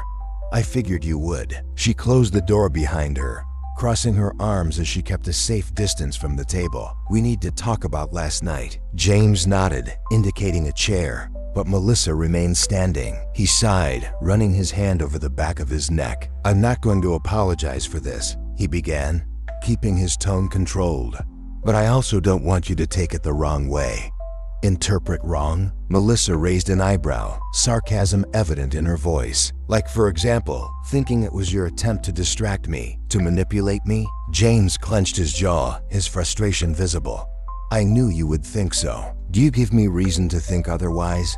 Melissa countered, taking a step forward. He let out a long sigh, his eyes never leaving hers. I didn't kiss you because it was part of some plan, Campbell. I did it because I wanted to. The sincerity in his words took Melissa by surprise. She opened her mouth to respond, but couldn't find the right words. The silence between them grew heavy, and Melissa was forced to look away. James walked around the table, approaching slowly. I know this complicates everything, he continued, his voice lower now. But what happened yesterday was real, and as much as I want to, I can't ignore it. Melissa looked up at him, her brown eyes reflecting the confusion she felt. And what exactly do you expect me to do about this, James? Pretend it didn't happen? Or worse, act like it's normal? I don't expect anything, he said, stopping a few feet from her. I just want you to know that it wasn't a mistake. At least not for me. The words hung in the air between them, loaded with meaning. Melissa wanted to believe him, but her mind was fighting what her heart was starting to admit. That doesn't change the fact that we're on opposite sides, she said finally, her voice firm, but not as sure as she would like. Maybe, James replied, leaning forward slightly, but that doesn't mean we can't find something in between. Melissa felt her heart race, but she refused to show weakness. She took a step back, breaking the closeness between them. I need time to think, she said, turning toward the door before he could respond. When she left, James was left alone in the room, the sound of the door closing echoing in the silence. He knew things had changed, but he still couldn't predict whether it would be for better or worse. Melissa, on the other hand, walked down the hallway with quick steps, trying to shake off the conflicting emotions that were overwhelming her. She knew she couldn't keep ignoring how she felt, but she also knew that giving into it could compromise everything she'd worked so hard for. That night, as the city sparkled with lights and life, they were both alone, each struggling with the same unanswered questions. The sound of laptop keys filled Melissa's small apartment, a steady rhythm echoing in the silent room. The only light came from the lamp next to her desk, projecting a yellowish glow that barely reached the walls covered in notes, clippings and graphs that she had put together during weeks of investigation. The smell of reheated coffee hung in the air, mixed with the light, floral perfume she wore, now almost imperceptible after a long day of work. She was exhausted, but her mind was racing. Each new discovery seemed to open a new door, but it also brought questions that kept piling up. It was as if she was running in circles, unable to see the whole picture. Melissa leaned back in her chair, rubbing her tired eyes. The most recent evidence she had found was in front of her, a set of leaked emails that, at first glance, seemed innocent. But when cross-referenced with other information, they revealed a disturbing pattern. The messages spoke of canceled contracts, sabotaged agreements, and investments mysteriously withdrawn from the Monarch Enterprises. The most alarming thing was that everything pointed to a carefully planned conspiracy by a rival group. Melissa recognized the names of some involved, executives from competing companies who would directly benefit from the downfall of James and his corporation. She felt a chill run down her spine as she took in the size of what she had in her hands. This was not just a common rivalry in the business world. It was something more sinister, a network of interests that would not hesitate to crush anyone in its path. For the first time, she wondered if she was ready to face something so big. But the most uncomfortable question was another. Should I warn James? Melissa got up and went to the kitchen, pouring herself more coffee. The dark, bitter liquid seemed to reflect his own confusion. She felt the need to do something with the information she had, but the mere thought of facing James again was disconcerting. Since the kiss, the dynamic between them had changed in ways she still couldn't define. When she picked up her cell phone to check the time, she saw a message from him. Still want to confront me? Or have you decided to accept that we have to work together? She was typical James, full of sarcasm, but there was something underlying that she couldn't ignore. A need to reconnect, even if he would never admit it. Melissa took a deep breath and typed a short reply. We need to talk. It is serious." A little over an hour later, she was in his office again. It was late, and the place seemed empty, except for James's room, where the light was still on. When she entered, she was greeted by the sound of papers being turned over and the faint scent of leather and polished wood that permeated the space. James looked up when he saw her. He had his jacket off. His white shirt was slightly wrinkled, and his sleeves were rolled up, revealing tense arms, as if he had spent the entire day in frustrating meetings. There was a shadow of tiredness on his face, but his eyes were alert. "Melissa," he said, his voice low but firm. "I thought you were still avoiding me. I didn't come to argue about that," she replied, a little more defensive than she intended. "I discovered something, and you need to hear it." James raised an eyebrow, clearly curious, but sat back in his chair waiting for her to continue. Melissa approached the table, placing her laptop in front of it and opening the files she had brought.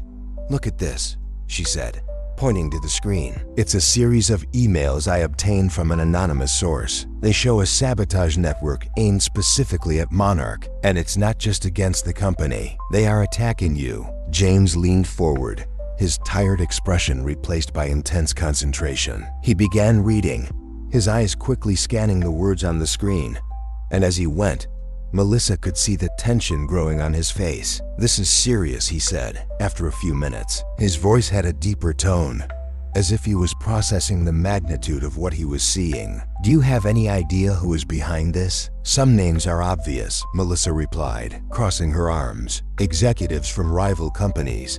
People who have a lot to gain from your downfall. But what worries me is the scope of this. It's not just about business. They're playing dirty, James." He closed his laptop, running a hand over his chin as he looked down at his desk. For a moment, he seemed lost in thought, and Melissa saw something she rarely saw in him: uncertainty. "Why are you showing me this?" he asked finally, looking up to meet hers. "Because, after all, I don't want to be used by people like that," Melissa said, her voice firm. "They think they can manipulate the narrative, that they can use me to get at you. But I don't work for anyone, James. And frankly, I don't think you deserve to be taken down like this." James was silent for a moment, studying her. "You really are something, Campbell," he said finally. But there was a tone of respect in his voice that caught her off guard. "Don't start with your teasing," Melissa replied, but a faint smile threatened to appear on her lips. "I'm not teasing," he said, getting up from his chair and walking over to her. "I'm serious. You could have used this against me, but you chose to do the right thing. It's not something many people would do." She looked away, feeling uncomfortable with the compliment. "Don't give me so much credit.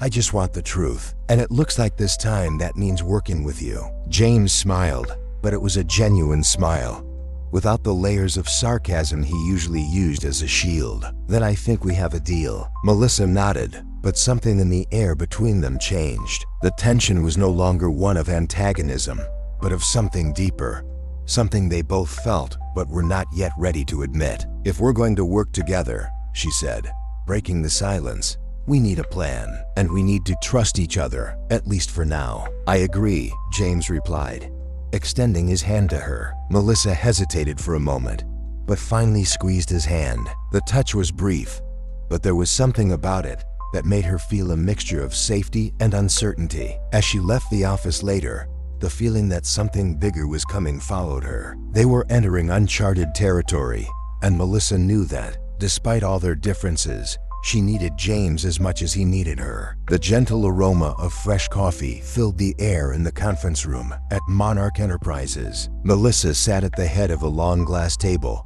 surrounded by windows that offered a panoramic view of the city. The sky was tinged with gray, with heavy clouds that threatened rain, casting a cold, diffuse light into the surroundings. Despite the grandeur of the space, she was restless, fidgeting with the edge of the notepad in her hands as she waited for James to return. The impromptu meeting was something she had never imagined agreeing to do, but the documents he had brought the night before made it clear that the attacks on Monarch, they were part of something much bigger and more intricate than she had initially assumed. For the first time, she not only investigated James, but also had to collaborate with him to expose the truth. James entered the room moments later, balancing 2 cups of coffee on a tray. He had his jacket off, and the sleeves of his white shirt were rolled up to his elbows, revealing his steady arms and the silver watch that always seemed to be perfectly fitted. His face was serious, but there was a touch of softness in his eyes that Melissa began to notice whenever they were alone.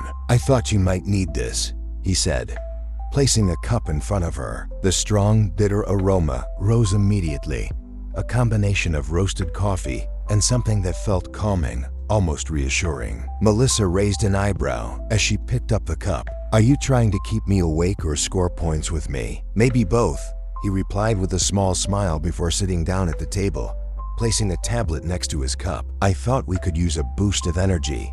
It looks like this will take longer than we imagine." She couldn't help but smile, even though she tried to hide it. "As long as you don't try to convince me to change my approach, we can get started." James slid the tablet toward her, where a presentation was open, showing charts and timelines he had put together from the data Melissa had shared. "So let's combine approaches. This is what I've been able to gather so far. We have a good idea of who the key players are, but the next step is to find a way to expose them." Melissa leaned over the table, studying the information on the screen. The well-organized lines were complemented by highlighted notes, clearly a reflection of James's strategic mind. She had to admit, he was impressive. "Do you think you can get this out in the open without them noticing first?" she asked, pointing to one of the weakest connections between those involved. "That depends on how we play our cards," replied James, his eyes fixed on her. "And yes, I'm saying wow. You know you need my influence as much as I need your sources." Melissa let out a short laugh. "I didn't know that the CEO of one of the largest companies in the country would admit to needing help." "I wouldn't admit it," he replied quickly, but with a gleam of amusement in his eyes. "I'm just being practical." They spent the next few hours cross-referencing information and devising a strategy. James provided internal data from Monarch that confirmed some of Melissa's findings, while she shared outside evidence that pointed to the real culprits. The initial tension between them seemed to ease as the logic of the situation demanded collaboration. Melissa began to notice little details about James that had previously gone unnoticed. The way he frowned slightly when something didn't make sense, the slight movement of his hand when gesturing, as if guiding the conversation with precision. Even the sound of his voice, low and controlled, seemed more welcoming than irritating now. James, in turn, couldn't ignore how engaging Melissa was. The passion with which she defended her theories, the way her brown eyes sparkled when she made a discovery or refuted something he said. There was something captivating about her determination, and he found himself fascinated by her mind as sharp as her tongue. At the end of the day, the office was silent, and the sunlight quickly disappeared over the horizon, replaced by the artificial lights of the city. Melissa sat back in her chair, crossing her arms as she looked at James. "I have to admit," she said, a tired tone in her voice, "you're better at this than I expected." James looked at her, surprised by the compliment, but didn't let on too much. "And you're more stubborn than I imagined." "Unquestionable qualities," she replied with a slight smile, picking up her empty cup and raising it as if in a toast. James tilted his head, acknowledging the teasing with a smile of his own. He stood up and walked to the window, looking at the lights twinkling on the horizon. The night was calm, but something inside him wasn't. "Why do you do this, Melissa?" he asked suddenly, without turning around. She frowned, leaning forward. "Do what?" "Fight so much," he replied, slowly turning to face her. "Taking risks, putting your life in danger. Why does this mean so much to you?" Melissa held his gaze for a moment before responding. "Because if I don't do it, who will? Everyone wants answers, but few are willing to look for them. I believe the truth matters, even if no one is listening." James nodded slowly, as if he was processing her words. "It's a rare quality," he said, his voice softer now. She raised an eyebrow, leaning forward. "And you? Why do you fight so hard to maintain your monarch at the top? Is it just pride or something more?" He hesitated, as if he was choosing his words carefully. "It's more than that. It's my father's legacy. It's everything he built and everything I want to protect. It's more than business. It's guys." Melissa felt a lump form in her throat at the sincerity of his words. For the first time, she saw a side of James that he rarely let on, a side that made her question everything she thought about him. The silence that followed was charged, but not uncomfortable. It was as if they were both truly seeing each other for the first time, beyond the layers of rivalry and pride. Finally, James broke the moment, turning away from the window and returning to the table. "I think we have a good plan," he said, returning to his practical tone. Melissa nodded, but something in her expression suggested she was still reflecting on what had just happened. "Yes, we do. Now we just need to put it into action." When she left the office later, the cool night air enveloped her, but she couldn't shake the warmth she felt inside. Being around James was confusing, but somehow it was starting to feel natural. James stared at the door for a few moments after she left, a strange feeling growing inside him. He knew the dynamic between them was changing, but he still couldn't predict where it would take them. The night was calm, with the streets of Manhattan bathed in a thin layer of fog that reflected the warm lights of the streetlights and signs around. Melissa walked slowly down the sidewalk toward her apartment, the sound of her footsteps echoing softly in the damp air. The wind carried the city's signature smell, a mix of wet concrete, gasoline, and something slightly sweet coming from a nearby bakery. Despite how cold it was, his hands were stuffed into his coat pockets out of habit. The heat she felt came from within, a whirlwind of emotions that hadn't left her alone since she left the building. Monarch a few hours earlier, James.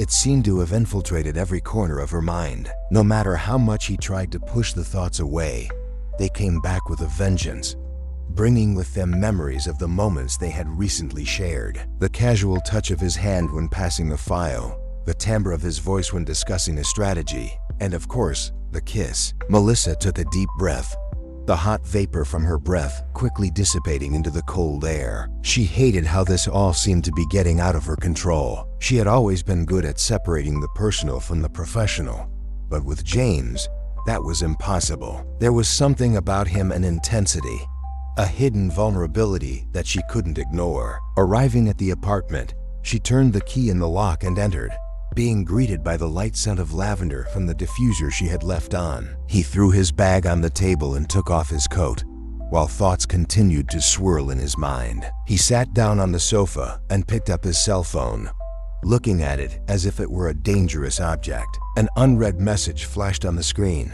It was his. "We need to talk. I'm coming to you." Melissa felt her heart race, heat rising in her cheeks. Was he coming to her? Without warning? She looked around, feeling suddenly aware of every detail of her apartment. Despite being small, it was welcoming, with simple furniture in neutral tones, colorful pillows thrown on the sofa, and a disorganized but full of personality bookshelf. The sound of a knock on the door interrupted his thoughts. She hesitated for a moment, but finally went to the door and opened it. There he was. James seemed more relaxed than usual. He was wearing a dark jacket over a casual shirt, and his brown hair was a little messy, as if he had run his hands through it several times. His blue-gray eyes were fixed on her, intense. But there was something else in his expression, a vulnerability that Melissa rarely saw in him. "Can I come in?" he asked, his voice deep but with a tone that sounded almost hesitant. Melissa stepped aside, allowing him to enter. The fresh smell of rain coming from him, mixed with the scent of lavender in the air, creating an unexpected and, in a way, comforting combination. "I didn't expect you here," she said, crossing her arms as he walked through the apartment, looking around as if taking in every detail. "I know," replied James, turning to her, "but I couldn't wait any longer.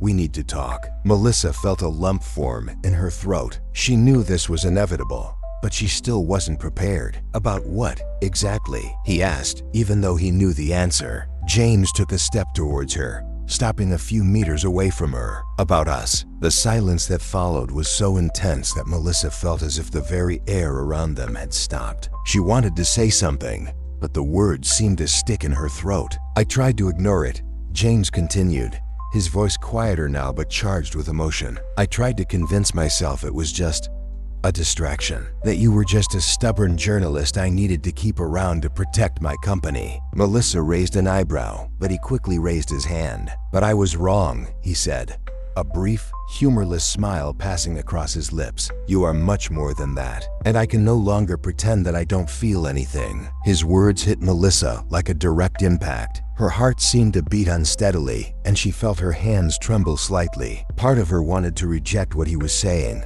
to push him away before things got even more complicated. But another part, the part she had been trying to ignore for weeks, wanted to give in. "James," she began, trying to keep her voice steady but failing miserably. That's not a good idea. We are in the middle of something big, working together. If this goes wrong, I know," he interrupted, taking another step towards her. Now they were so close that she could feel the heat from his body. "But I'm not going to let the fear of something going wrong stop me from saying what I feel." Melissa looked at him, her brown eyes meeting his. She saw the honesty in his gaze, something so rare in James that it completely disarmed her. Without thinking, she took a step back, trying to create distance, but ended up bumping into the table. James raised a hand but stopped short of touching it, as if waiting for permission. "If you want me to leave, I will," he said, his voice barely above a whisper. Melissa closed her eyes, feeling emotions overwhelm her. She knew she should ask him to leave, put a barrier between them before it was too late. But when she opened her eyes again and saw his expression,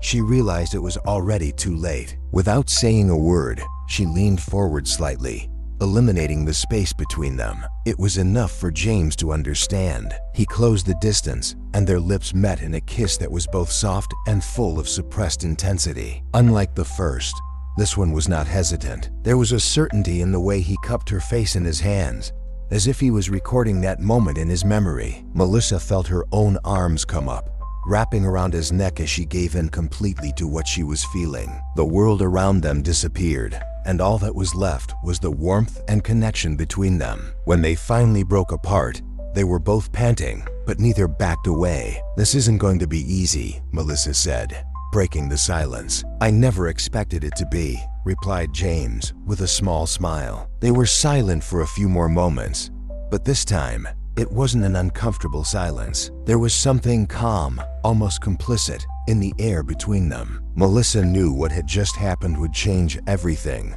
but for the first time in weeks, she felt like she was exactly where she was supposed to be. The hotel's function room was stunning, decorated in shades of gold and white that sparkled in the light of towering chandeliers hanging from the high ceiling. Melissa entered, smelling the faint aroma of fresh flowers, mixed with the smell of champagne and elaborate dishes that the waiters carried on shiny trays. She wore an elegant, simple black dress that hugged her figure perfectly. Her hair was tied in a low bun, with a few loose strands framing her face. Despite her impeccable composure, there was a hidden tension in her eyes, a nervousness that only she knew where it came from. Charitable events were generally a territory she avoided. She wasn't the type of journalist who mingled with the elite at gala nights, but James had insisted she should be there. He assured that it would be an opportunity to observe some key figures from the corporate world, the same ones who were involved in the sabotage they were investigating. Still, Melissa knew that being there meant more than work. It meant facing James in an environment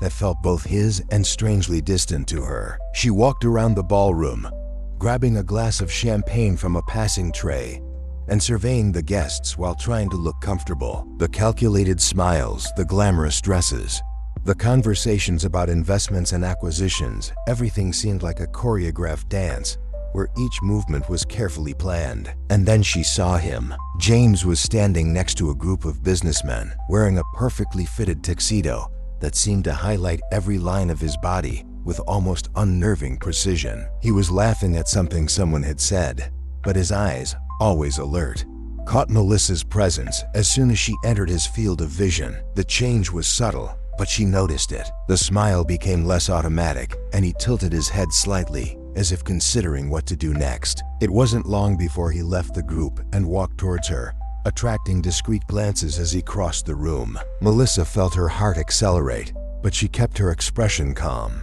determined not to give him the power to read what was going on inside her. "You came," he said as he stopped in front of her, his voice low and carrying that tone that always seemed loaded with intent. "You were quite insistent," she replied, raising her champagne glass as if it were a shield. James leaned forward slightly, closing the distance between them without actually touching her. The woodsy scent of her perfume reached Melissa, and she felt heat rise to her cheeks, but she maintained her composure. Insistence seems to be something that works for us, don't you think? She narrowed her eyes, a mixture of irritation and amusement in her expression. If that's a compliment, you need to improve your tactics. James smiled, but there was something more serious in his eyes now. He straightened up and offered her his arm. Come, I want to introduce you to some people. Melissa hesitated, but finally accepted, placing her hand on his arm. The feeling was both disconcerting and comforting, as if she were safer by his side, even if it meant giving up some of her control. The next few hours passed in a blur of introductions, formal conversations, and careful observations. James seemed to be in his element, moving around the room with natural ease, but always aware of Melissa's presence. He included her in conversations, highlighting her intelligence and insight in ways that surprised her. But as the night progressed, Melissa began to notice something different about James. He seemed less concerned about business and more focused on her. There were times when he would look at her in a way that made her feel like they were the only ones in the room, like the rest of the world had disappeared. After a formal dance that she reluctantly accepted, James led her to a secluded balcony, away from the hustle and bustle of the event. The night was cool, and the distant sound of the city filled the silence around them. Melissa leaned against the railing, looking at the city lights below. Why do I get the feeling you're about to say something I don't want to hear? James laughed softly, but when he spoke, his voice was more serious. Maybe because it's true. She turned to face him, crossing her arms. He was standing a few feet away from her, his hands in his pockets and his eyes fixed on her in a way that seemed to pierce through every defense she had built.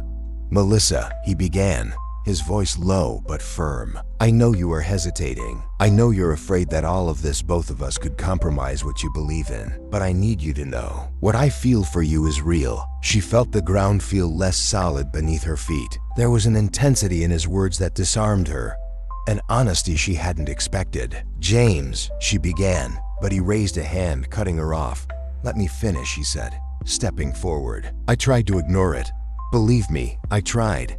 But you make me want to be someone better. You challenge me in ways no one has ever done. And for the first time, I don't want to run away from it. Melissa blinked, surprised by the words. He looked so vulnerable there, so different from the controlled, calculating man she knew. Part of her wanted to give in to what he was saying, give in to the attraction she had felt for him for so long. But another part, the rational part, resisted. James, she said finally, her voice softer now. I can't ignore what this means. My integrity, my career. I can't risk everything for something that might not even work. He nodded slowly, as if he had already expected this answer, but there was a determination in his eyes that didn't disappear.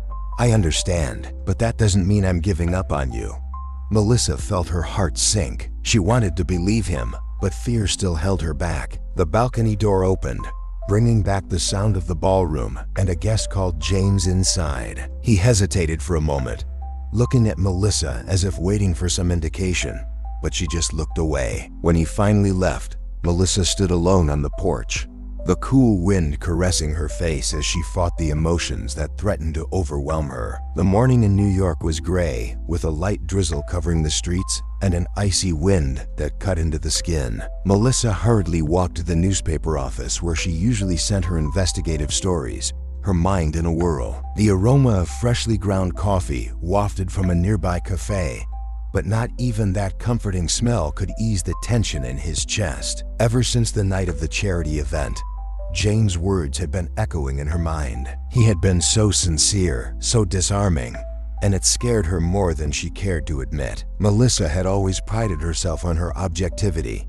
on her ability to stay focused even when her emotions were running high. But now, everything seemed to be changing. She hurriedly climbed the stairs and was greeted by the familiar sound of keys being pressed and phones ringing. The office had that characteristic aroma of paper, ink, and cold coffee that seemed to permeate any newsroom. Melissa placed her bag on her desk, quickly organizing the papers she had brought, when she felt a presence beside her. "Melissa," said Clive, the editor-in-chief, a man with a husky voice and piercing eyes. "I need you for this class." He handed her an envelope. Melissa quickly opened it and saw copies of financial contracts related to the Monarch Enterprises. His breath hitched for a moment as he realized that, on the surface, these documents suggested something compromising about James. They indicated transfers of funds to offshore accounts, something that, if proven true, could destroy his and the company's reputation. "Where did that come from?" Melissa asked, trying to keep her tone neutral. "A reliable source," replied Clive, crossing his arms. "We don't have everything yet, but I want you to analyze it. If it is what it appears to be, we have an explosive story on our hands." Melissa felt her stomach drop. Everything about her said something was wrong. After weeks of investigation, she knew that the Monarch was being sabotaged, and these documents could be part of that plot. But the idea of publishing them without checking the facts bothered her deeply. "I'll need more time," she said, closing the envelope and placing it on her desk. "Don't delay," warned Clive. "If we don't publish it, someone else will." When he walked away, Melissa felt the weight of the decision before her. She looked at the envelope again, her mind torn between the obligation of her profession and the feelings that, despite everything, she couldn't ignore. Later that day, Melissa was in her apartment, surrounded by papers scattered across the table and couch. The smell of the chamomile tea she had prepared barely calmed her as she examined each line of the documents. There was something strange about them, but I couldn't quite put my finger on it. She picked up the phone and hesitated before dialing James' number. He felt his heart race as the phone rang, but before he answered, she hung up. It didn't take long for the cell phone to vibrate with a message from him. "You called." Changed his mind. "Something wrong?" Melissa let out a frustrated sigh. He always seemed to notice when she was hesitating. "No," she replied succinctly, but then typed a second message. "I need to talk to you, personally." A short time later, she was in James' office. He welcomed her into the meeting room, a choice that did not go unnoticed by her. It was a neutral space, without the intimacy of his office, but far from being a public place. He was standing when she entered, wearing a dark gray suit that accentuated his imposing stance. His eyes, however, carried an expression of concern. "Melissa," he began, but she interrupted him, placing the envelope on the table between them. "I got this today," she said, her voice controlled, but with a hint of irritation. "Documents that could kill you, James. I want to know if they are real." He frowned, taking the envelope and looking through the papers. As she read, Melissa took in every detail of her expression, the slight narrowing of her eyes, the way her jaw tensed. He finally put the documents aside and faced her. "Do you really believe this to be true?" he asked, his voice firm but with a hint of hurt. "I don't know what to believe," Melissa replied, crossing her arms. "And that's the problem. My obligation is to investigate, and that puts the two of us on opposite sides." James took a step toward her, his eyes shining with something that was a mixture of anger and frustration. "Do you think I manipulated you? That all this time I've been playing with your feelings to protect myself?" "I don't know, James," she said, her voice rising slightly. "I want to believe you. I want to believe that you are different from what these papers show. But what if I'm wrong?" The silence that followed was heavy. James ran a hand through his hair, as if trying to collect his thoughts. When he finally spoke, his voice was lower, but still charged with emotion. "I'm not perfect, Melissa, but I never tried to manipulate you. What I feel for you is real, and you know it." She looked away, feeling the tears welling up but refusing to let them fall. "Then prove it. Prove these documents wrong." James nodded, determination returning to his gaze. "I go, and when this is over, I want you to know that I never doubted you, even if you doubted me." Melissa left the office with a heavy heart. She felt trapped between loyalty to her profession and feelings she could no longer deny. When he got home, he sat on the couch, looking at the envelope in his hands. She knew that what she decided to do could change everything: her career, her reputation, and perhaps even her relationship with James.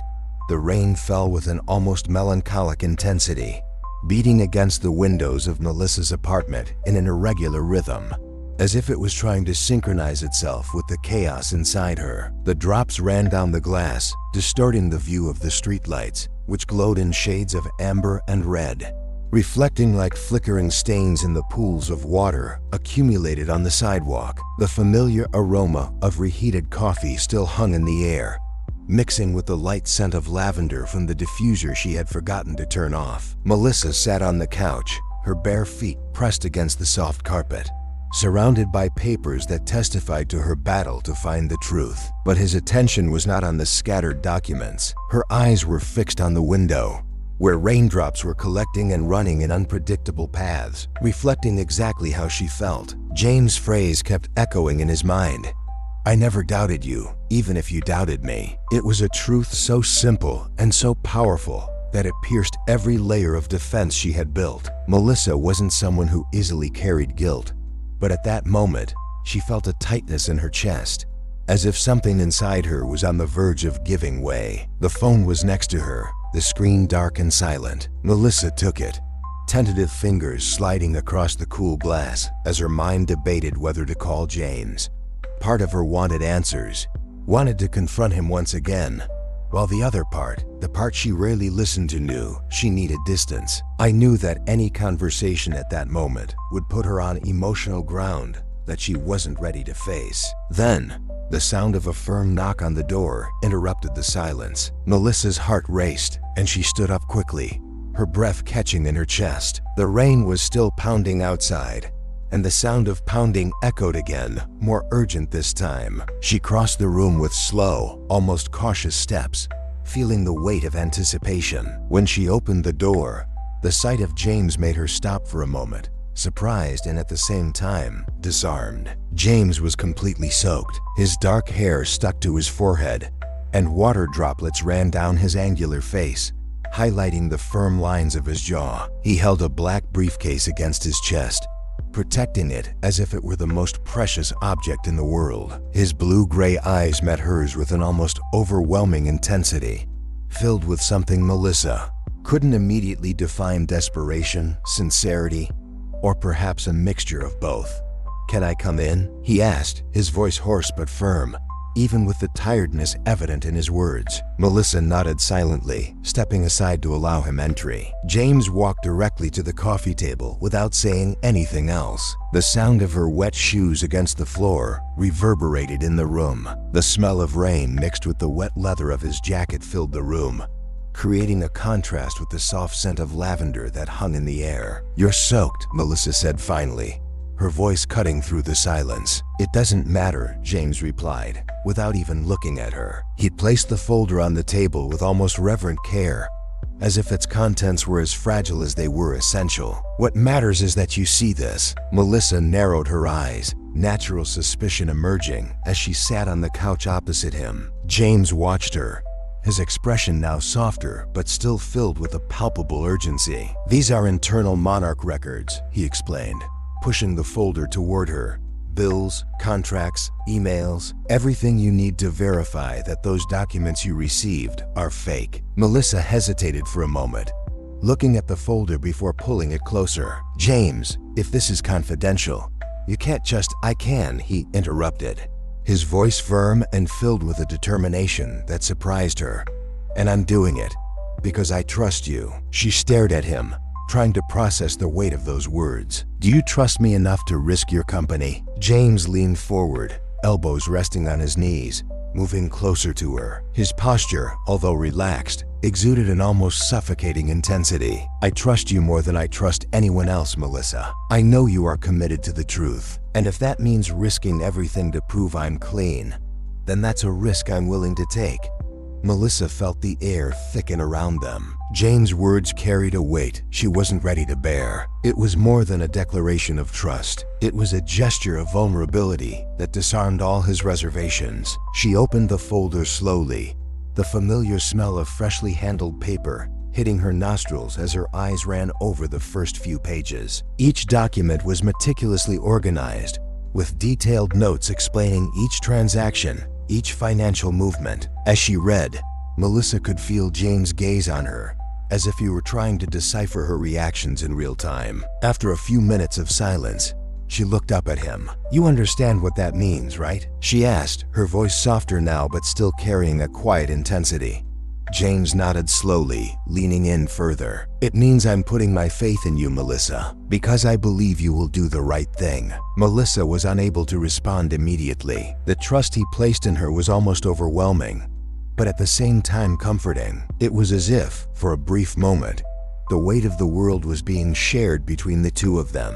"Thank you," she said finally, her voice barely above a whisper. James smiled slightly, but it was a tired smile, as if the day had drained him of all his energy. "Just do what you do best," he replied. "And be fair." He stood up, picking up the sodden coat he had left on the back of a chair. Melissa walked him to the door, the folder still in her hands, feeling the literal and symbolic weight of what it contained. When James put his hand on the doorknob, he stopped and looked at her one last time. "Whatever you decide, I want you to know that I trust you," he said, the sincerity in his voice touching something deep inside her. Melissa felt her heart sink as she watched him leave, his figure disappearing in the heavy rain that continued to fall. He closed the door slowly, leaning against it for a moment as he took a deep breath. Back in the living room, she sat on the couch, eyes fixed on her folder. Every page I read seemed to reinforce what James had said. The documents were legitimate, detailed, and accurate. But it wasn't just the test that made her hesitate. It was his gesture, the vulnerability, the absolute trust he had shown by opening himself up like that. When he finally finished looking through the papers, the clock was already showing almost 3 in the morning. She closed the folder carefully, leaning back on the sofa. Despite his exhaustion, he felt something different, a resolute calm, as if, for the first time in weeks, he was on the right path. The morning began with a faint light that invaded Melissa's small apartment. The Manhattan sky, tinged with soft shades of gray and blue, seemed a perfect reflection of her state of mind, calm on the surface, but with an underlying uneasiness. The window was partially open, allowing the cold winter air to enter along with the muffled sound of traffic that never ceased outside. Melissa was sitting at the table, surrounded by papers that formed unstable piles around her. There was a notebook filled with hurried scribbles, diagrams with arrows connecting key points, and printed pages of information she had reviewed so many times that every detail seemed burned into her mind. The strong aroma of freshly brewed coffee dominated the air, a constant presence during the late nights she spent analyzing the documents delivered by James. Your fingers ran across the keyboard, the sound of the keys breaking the silence in the room. The cold glow of the laptop illuminated his face, highlighting the tiredness in his brown eyes. She was exhausted but determined. Each new line he crossed with his notes brought more clarity to the plot he was trying to unravel, but it also increased his indignation. There was no longer any room for doubt. The documents delivered by Clive had been meticulously fabricated. Every suspicious transaction, every strange number, everything had been constructed with surgical precision to appear real. But what really disturbed her was the origin of these forgeries. After hours of connecting dots, Melissa found what she was looking for. A series of leaked emails that emerged during his investigation showed the signature of Philip Graves, an executive at Starkwell Industries. His name appeared repeatedly in the headlines, and internal correspondence laid out the plan with brutal clarity. Philip Graves had orchestrated everything. He had used Melissa's reputation as an investigative journalist to validate the false accusations against James and thus bring down Monarch. The idea was brilliant in its cruelty, a manipulation so well thought out it had almost worked. Graves wanted Melissa to publish the story, ruining James' credibility and paving the way for Starkwell to dominate the market. Melissa felt a wave of anger pulse inside her. She clenched her fists, her fingers digging into the table as emotions boiled over. Some of her fury was directed at Graves for trying to use her as a pawn in his dirty game, but another part was directed at herself for almost falling into the trap. Taking a deep breath, she pushed away the guilt with the same determination with which she always faced challenges. Picking up the phone, she dialed James' number. He answered on the third ring, his deep, direct voice carrying a tone of concern that Melissa recognized immediately. "Melissa," he said bluntly, "what happened? I know who is behind all this," she replied, the firmness in her voice betraying her determination. "I need to find you." Now an hour later, she was in James' office. The space, with its glass walls and minimalist furniture, exuded power and control. But at that moment, Melissa was in charge. She held the folder of her findings like a weapon, ready to present the evidence that would change everything. James was standing next to his desk, wearing an impeccable dark suit. His blue-gray eyes were fixed on her as she entered. He didn't say anything, but the intensity in his gaze communicated that he was prepared for what she had to say. "Tell me everything," he said finally, indicating the chair in front of his desk as he sat down. Melissa wasted no time. She opened the folder and began to lay out her findings, presenting the emails, connections, and details that unmasked Graves' plan. With each new point she elucidated, James leaned forward further, his elbows resting on the table and his hands clasped together, as if he needed to contain his growing frustration. "Graves," he murmured finally, leaning back in his chair. His expression was dark, with his jaw clenched and his eyes fixed on a distant point. "It makes sense. He was always ambitious, but I never thought it would get to this point. He used the fake documents to manipulate me," Melissa said, her voice thick with indignation. "He wanted me to publish the story, knowing it would destroy his reputation and pave the way for him." James ran a hand through his hair, a gesture that betrayed his frustration. "And you almost did," he said, without any accusation, just a realization that seemed to reflect his own vulnerability. "Yes," Melissa admitted, feeling the weight of guilt in her voice. "But I didn't, and now I want to help expose the truth." James watched her for a long moment, as if assessing not only her words, but also the strength she demonstrated. Finally, he nodded, determination returning to his gaze.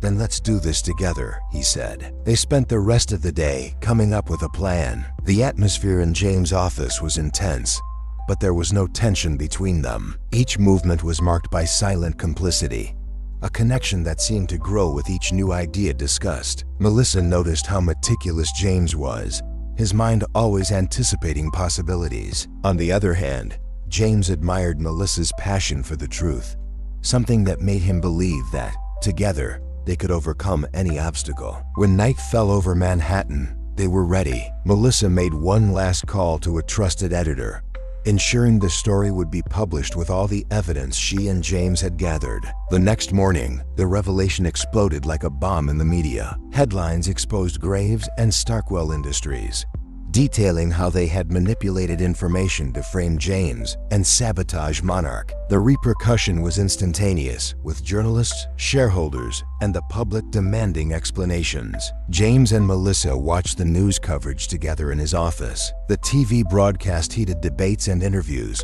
while the muffled sound of the streets below seemed distant. Melissa felt a mixture of relief and exhaustion. James, sitting next to her, looked more relaxed than she had ever seen him. "You did it," he said finally, looking directly at her. "We did it," Melissa corrected, a small smile appearing on her lips.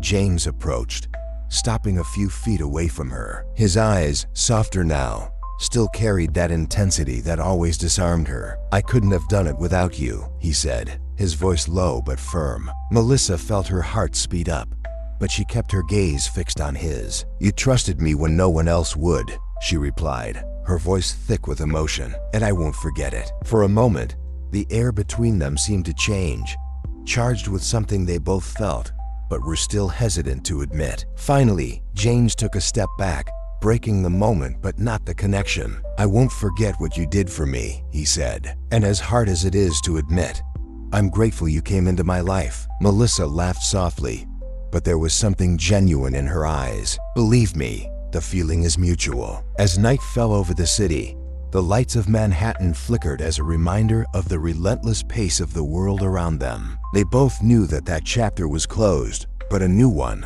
full of possibilities, was just beginning. The morning sun filtered through the curtains of Melissa's apartment, casting delicate shadows on the wooden floor, where books and papers remained scattered like traces of long nights and intense thoughts. The golden light highlighted the organized mess that was his routine, a pile of scribbled drafts next to his laptop, a forgotten pen lying open on the arm of the couch. The aroma of strong coffee filled the small room, the kind of smell that enveloped the senses and seemed to offer a promise of clarity. Melissa was sitting on the couch, wearing a light cotton shirt with rolled-up sleeves, and her legs were crossed beneath her. The ceramic cup he held warmed his hands, but the sensation did nothing to quiet the uneasiness in his chest. Despite the apparent serenity of the morning, his mind was in turmoil, full of questions and uncertainties that refused to disappear.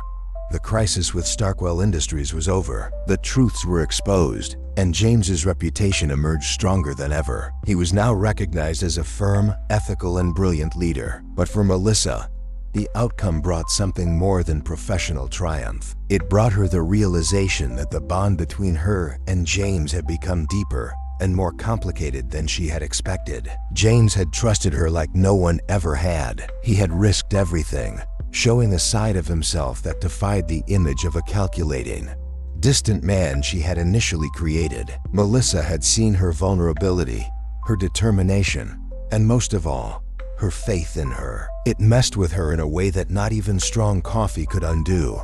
The sound of a knock on the door interrupted his thoughts. Melissa placed the cup on the table, the faint clink of the ceramic echoing through the room. She stood up, adjusting the shirt that fell slightly over the waistband of her sweatpants. When she opened the door, she found James standing there, dressed casually but impeccably, as always. A lightweight dark blue jacket covered a white button-down shirt, and he held a paper bag with the logo of a nearby bakery. The smell of fresh bread and warm croissants wafted from the package, bringing a welcoming feeling to her door. "Good morning," he said, a small smile relaxing the features of his face, though his blue-gray eyes still held that characteristic intensity that always left her momentarily speechless. "Good morning," Melissa replied, blinking as she recovered from her surprise. "I didn't know you liked impromptu breakfasts." James leaned slightly against the doorframe, his smile expanding just enough to show a more relaxed side.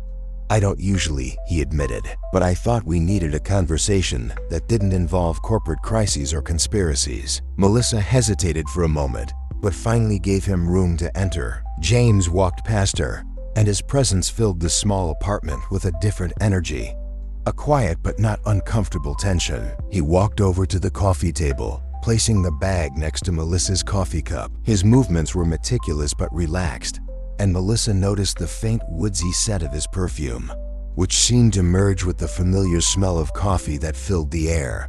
"Do you want coffee?" she asked, trying to sound casual as she grabbed another cup from the cupboard. "If you're serving, I won't refuse," he replied, his tone slightly amused. While she prepared the coffee, James let his gaze wander around the room. He noticed the papers scattered across the table and couch, some with hasty scribbles and arrows indicating connections, while others were more organized outlines of articles.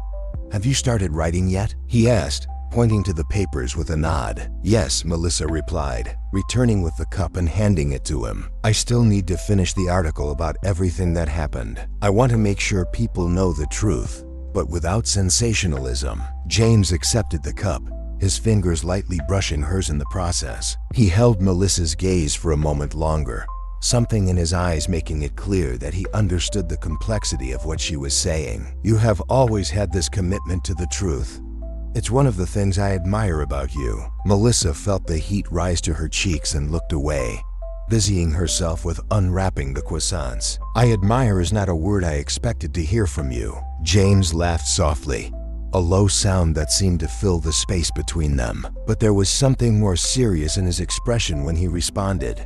"Maybe you underestimate me." They ate in silence for a few minutes. The sound of crunchy bread bites and the warm aroma of coffee filled the room, creating an atmosphere of discreet intimacy. The silence, however, was not uncomfortable. It was filled with something they both felt, but neither knew how to put into words. Finally, James broke the silence, placing the cup on the table carefully before turning to her. "Melissa," he began, his voice deep but without losing its softness. "I know that things between us are not simple. They never were. But after everything we've been through, I don't want to pretend that I don't have feelings for you. Something that goes beyond respect or admiration." Melissa felt her heart race, the weight of his words hitting her hard. She looked up to meet him, trying to decipher the depth in his eyes. "I feel something too, James," she said finally, her voice low, almost a whisper. "But I don't know if that's enough. My career, my integrity. If people know about us,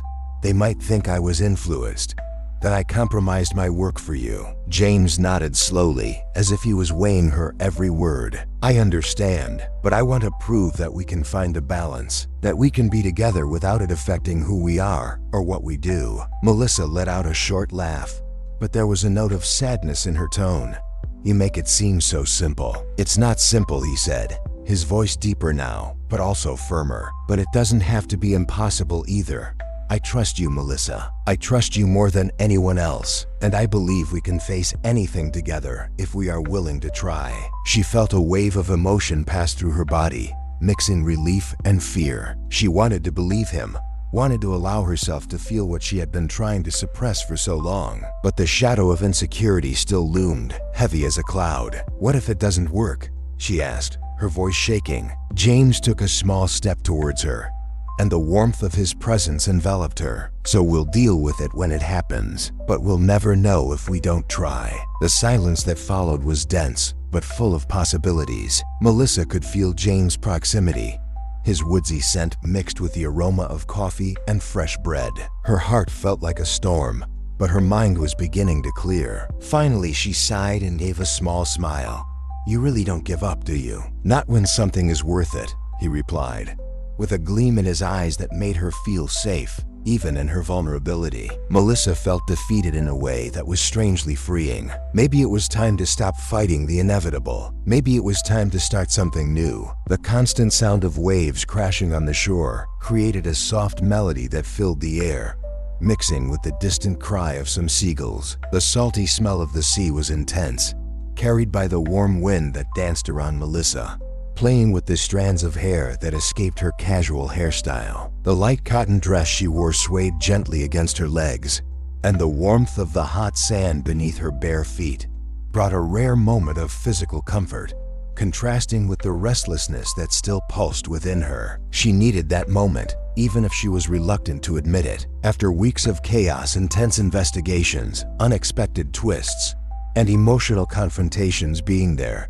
seemed like a distant dream. James's invitation to spend a weekend away from the city had come as a disconcerting proposition. Melissa had almost refused, fearing what it would mean for both of them. But something in it, a silent, insistent voice, made her accept it. As he walked along the golden expanse of the beach, his hands hung at his sides, as if trying to unload the weight of the emotions he carried. In the distance, she saw James. He was standing next to a rustic cabin, the setting sun casting him in a golden light that softened the hard lines of his face. He wore a white linen shirt that seemed designed to catch the wind, and his rolled-up cotton pants revealed his bare ankles and feet. His back was to her, facing the ocean, and for a moment, he seemed part of the landscape, as peaceful as the waters that reflected the vibrant colors of the sky. Melissa stopped a few steps away from him, allowing herself to observe the man who had challenged her so many times. James seemed different there,